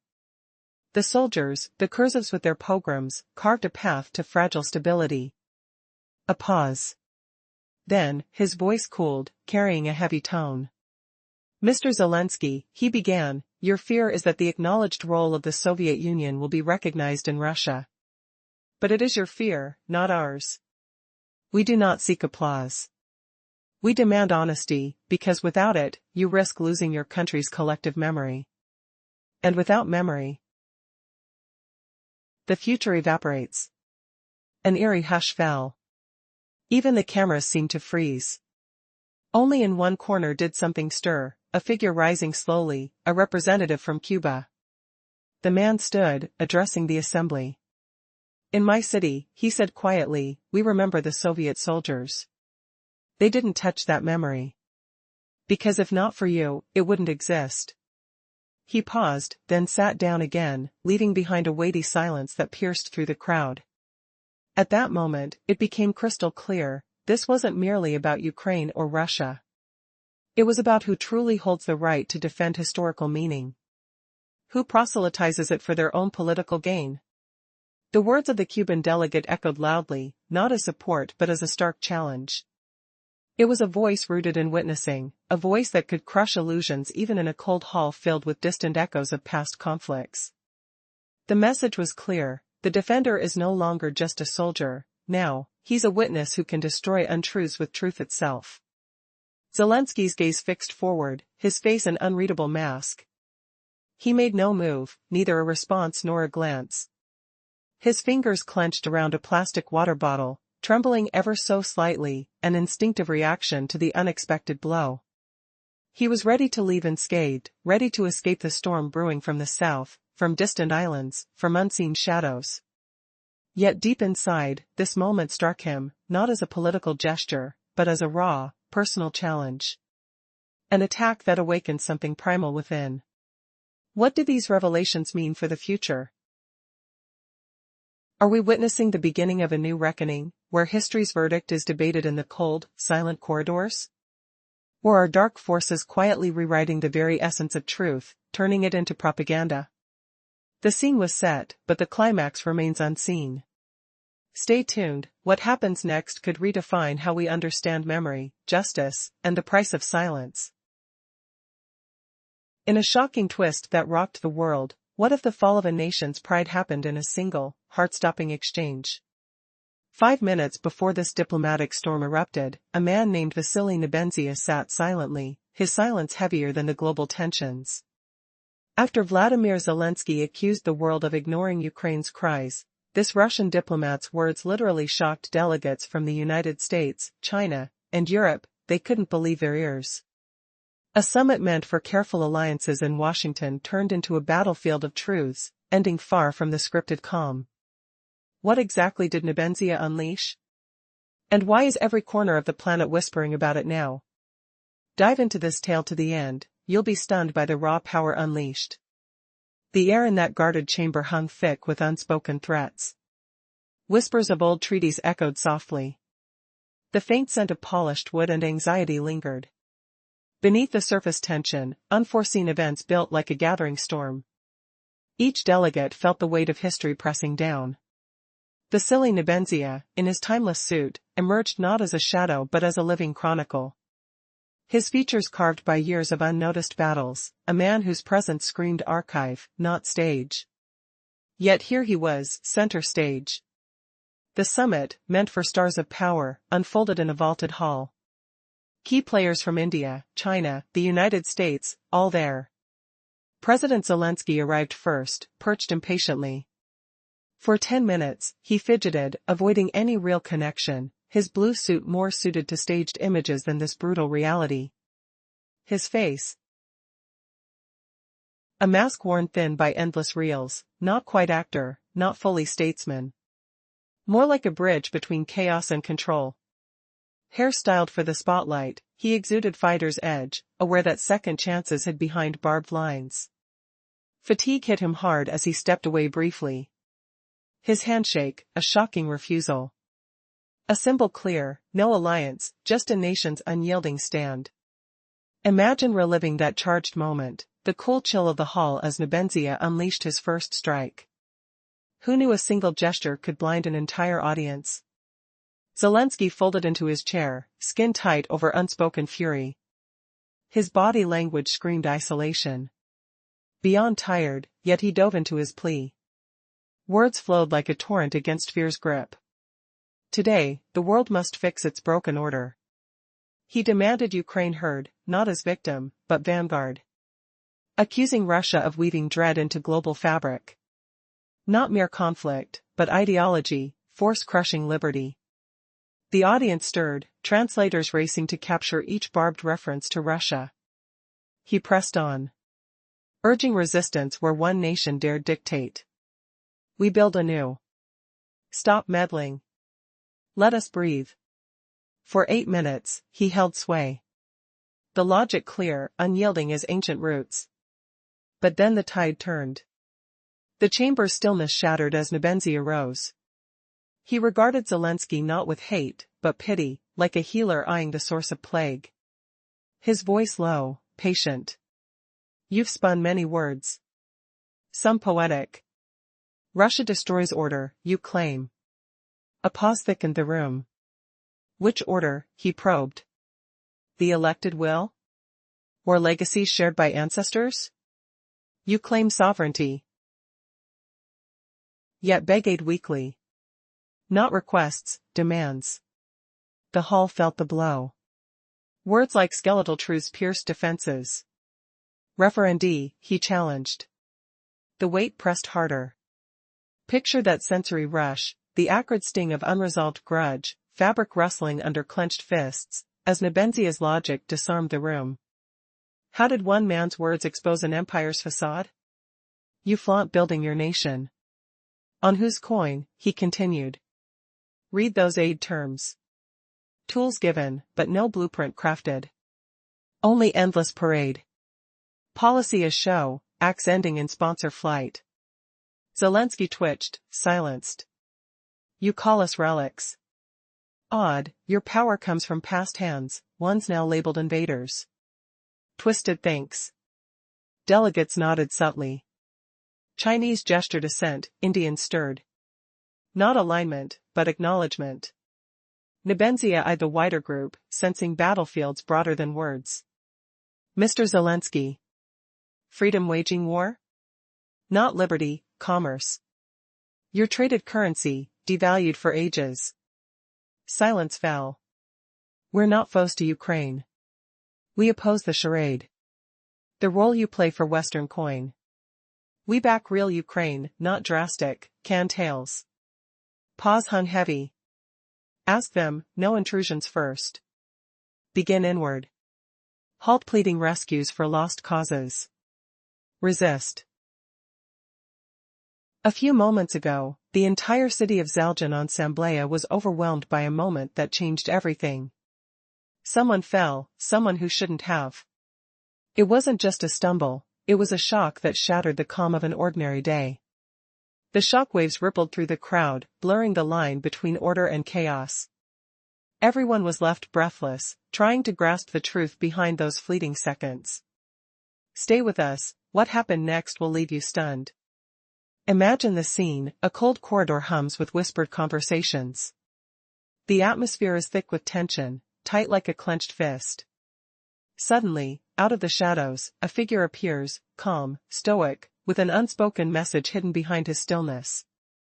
His voice cuts through the silence, soft but unstoppable, carrying weight beyond the words. What did he say that sent shockwaves around the world? Why did everyone listen so intensely? His gaze scans the room, locking on the Western delegates. Today, Europe is riding on the echoes of victory, factories, alliances, economies, all built upon the graves of past struggles. Every monument, every whisper, echoes the thunder of old battles fought in the shadows of history. That silence after the Soviet artillery's roar is still heavy in the air. Soldiers, Kurzes with their ruthless campaigns, carved a fragile peace from chaos. Then, a pause. The man's tone turns colder, more deliberate. Mr. Zelensky, he begins, your fear is that the truth about the Soviet Union's role will be recognized in Russia. But that fear is yours, not ours. We do not crave applause or recognition. We demand honesty, only truth can preserve the collective memory of nations. Without it, the future is just hollow, empty of meaning. A hush falls like a shroud.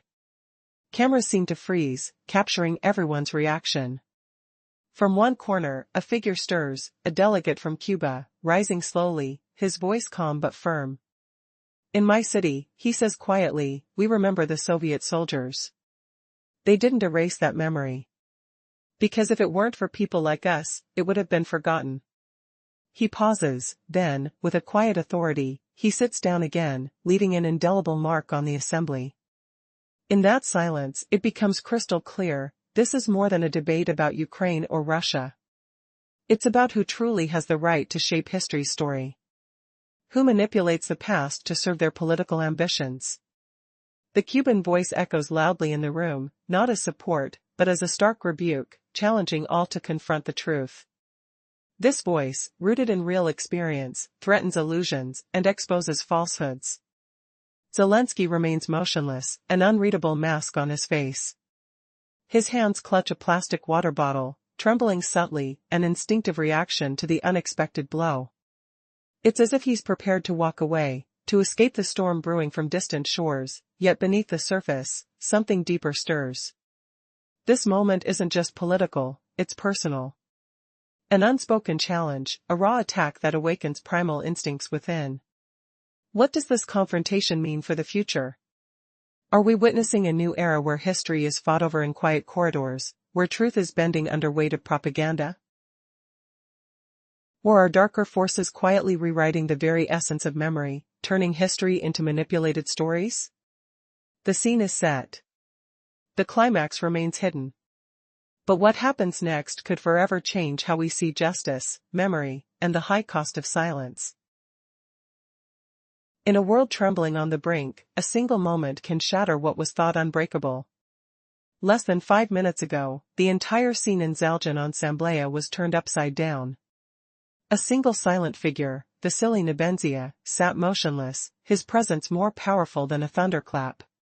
Suddenly, everything changed. Vladimir Zelensky, standing before delegates from the United States, China, and Europe, accused the global community of ignoring Ukraine's desperate cries. As his words resonated through the hall, Nebenzia's silence broke. His voice cut through the tension like a blade, calm, but deadly. The audience, once assumed to be composed of powerless spectators, was blindsided. They couldn't believe what they just heard. This was no ordinary diplomatic exchange. It was a revelation. What had Nebenzia said that made the room fall into stunned silence?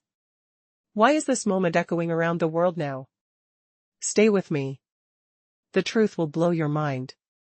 The chamber was thick with anticipation, the air heavy with unspoken threats. A faint aroma of polished wood combined with a lingering scent of unease.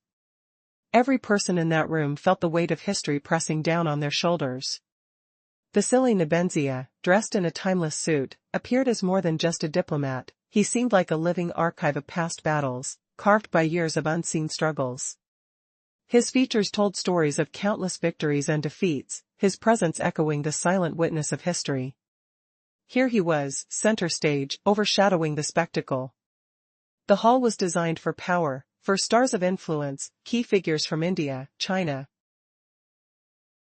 the United States, and others, gathered under one vaulted roof.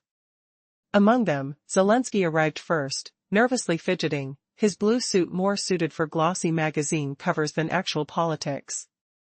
His face, stretched thin by endless televised reels, betrayed exhaustion, not an actor, not a statesman, but a fragile bridge caught between chaos and control. His hair, styled for spotlight, hid the fatigue beneath. He seemed aware of the storm brewing inside him, sensing that the second chance to speak was slipping away. A tense silence settled as Zelensky stepped away briefly, his refusal to shake hands a stark symbol: no alliance, no diplomacy, only rejection. Imagine that chilling moment, Zelensky sitting heavy in his chair, skin tight over unspoken fury, his body language a silent scream of isolation. Still, the leader launched into his plea, words pouring out like a torrent of defiance. Today, the world must restore order, he declared, voice firm yet strained. Ukraine must be heard, not as a victim, but as a leader. Russia sows fear into the fabric of the world, forcing force upon us all. This is not just a conflict. It is an ideology, an attack on liberty itself. His words echoed through the hall, each phrase a sharp arrow aiming to pierce the silence. Translators scrambled to capture every moment, every insult to Russia. He pressed on, urging resistance, demanding that outside powers stop meddling, and let Ukraine forge its own destiny. Build a better future. Stop interfering. Leave us alone and let our voice be heard. For 8 minutes, Zelensky commanded the room, his logic rooted in ancient strength. Unyielding as a mighty oak. But then, the tide turned. Nebenzia slowly rose. His eyes, calm yet intense, were like a healer studying the source of a deadly plague. His voice was steady, measured. You speak of destruction, he said softly. But what kind of order do you mean? His question struck like lightning, probing deeper than words. The one handed down by the will of the people? Or the legacy your ancestors built? A pause. The silence thickened. You claim sovereignty, Nebenzia continued, yet you rely on aid, demanded, not requested, every week. Your independence is a myth built on demands, not real power. His words sliced through the room's defenses, skeletal truths exposed in vivid detail. Imagine the sensory rush, an acrid sting in the nose from unresolved grievances, fabric rustling as clenched fists tighten. Nebenzia's logic unravels the empire's facade. Are their building blocks truly of their own making, or just tools borrowed from others? You boast of building your nation, he challenged, but on whose resources? Read the aid agreements. The tools were handed over, yet no blueprint was provided. Just an endless parade, a staged performance ending when the sponsors depart. Your politics are a theater, each act concluding in abandonment. Zelensky's body twitches. His silence is deafening. The words hit like skeletal remains, truths that shatter illusions and expose fragility.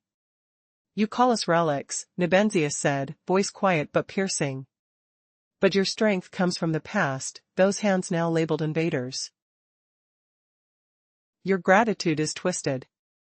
Subtle nods from Chinese and Indian representatives acknowledged the message, silent recognition, not alliance. Nebenzia fixed his gaze on the wider assembly, sensing that the battlefield extended beyond words. Mr. Zelensky, he pressed, is freedom just a code for war? Not liberty, a commerce. You're a currency, devalued with each passing day. A profound silence followed, an eerie stillness, as if the chamber itself held its breath. We are not enemies, Nebenzia added softly, but we oppose your charade, the role of a free state bought with Western money.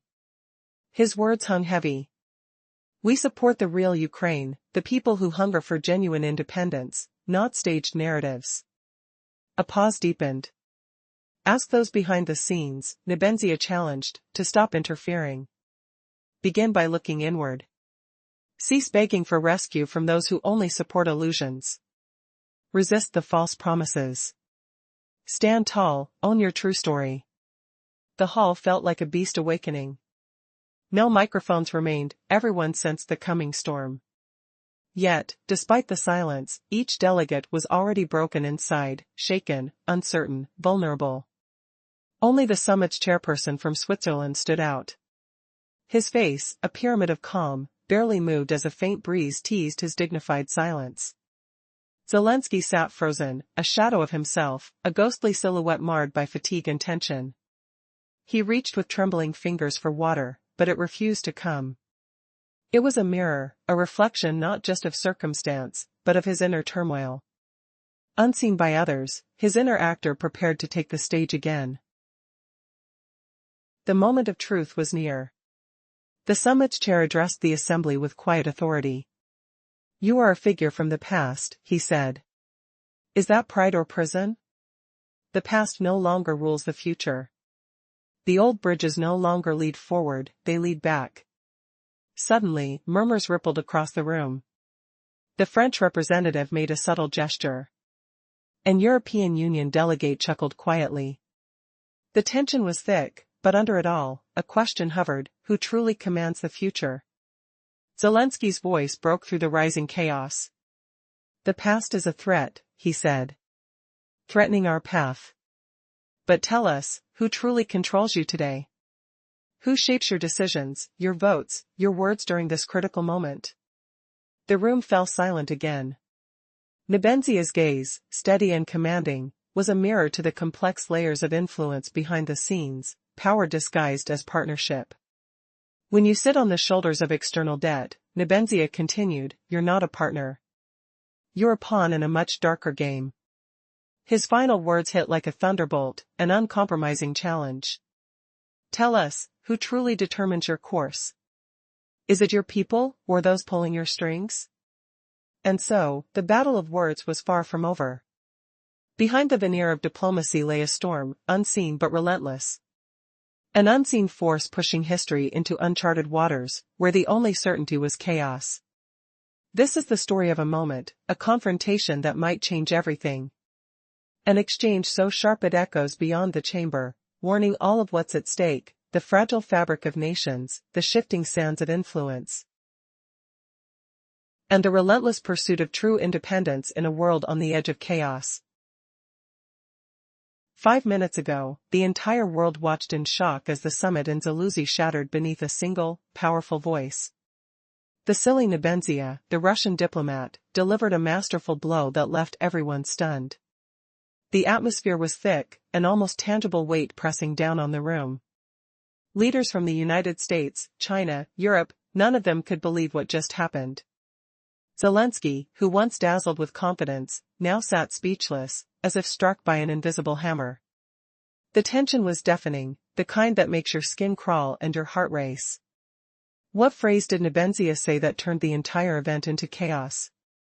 Why is the world still whispering about that moment? Keep watching, this story will blow your mind. The room was filled with a hush so profound, you could almost hear the faint buzz of the ventilation, like a distant storm gathering strength.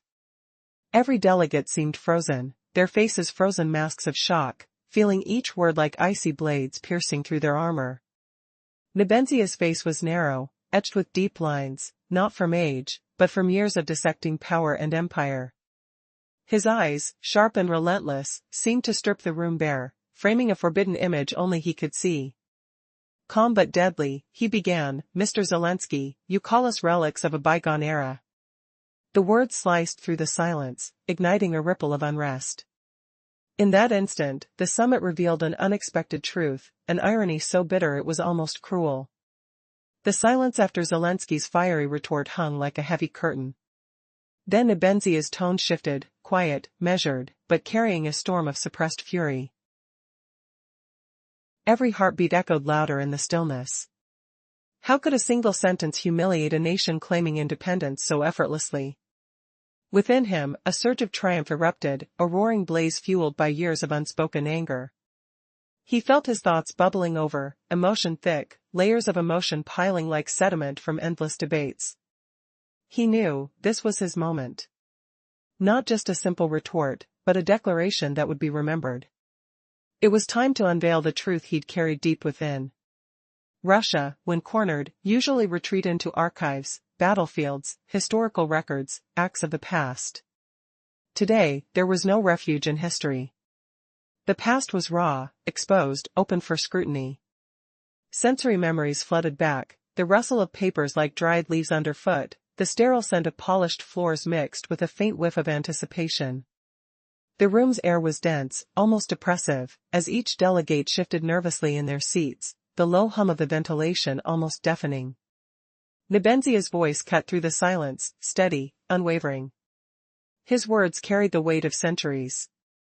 "I was born in Ukraine, surrounded by endless fields and the echoes of Soviet symphonies. But true freedom is an illusion," he declared. The room seemed to tighten. "Our grandfathers fought in the Great Patriotic War. Victory? It never brought equality, only silence, suppression, prohibitions on language, culture, thoughts. Do you see the shadows behind the banners?" His gaze burned into every corner, exposing the hidden scars of the old empire, forever haunting. He spoke of horrors, famines orchestrated to starve millions. The Holodomor etched into history's darkest pages. Yet, from those tragedies, resilient souls emerged. He remembered his grandmother risking everything to save Ukrainian books from destruction, her silent defiance in the face of tyranny. Her act was born of pain, of memories burned into her bones. Nebenzia paused, a silent tribute, not for spectacle, but out of respect. But then he challenged. "Do you use their suffering to justify oppression? To mask brutality as sacrifice?" The room grew heavy, every breath a struggle against the oppressive gravity of unspoken truths. Nebenzia's tone morphed, passionate, raw, pleading. "Rejecting the past isn't progress. It's denial of who we are. The shadows of yesterday threaten to consume the future if you choose to ignore them." A slight rustling affected the hall, papers fluttered, whispers turned into muffled disagreements. The delegates' eyes darted instinctively, sensing the peril. Each movement was a tell, fidgeting, nervous shifts, as if caught in an invisible trap. The unspoken question hovered, what secret truth would Nebenzia reveal next to damage Zelensky's crumbling facade? Because now, the stakes had changed. The game was no longer about words, this was about the soul of history itself. What lies beneath the surface? Who truly controls the narrative? The room held its breath, waiting for the next blow, knowing that the secrets unearthed today could alter the course of history forever.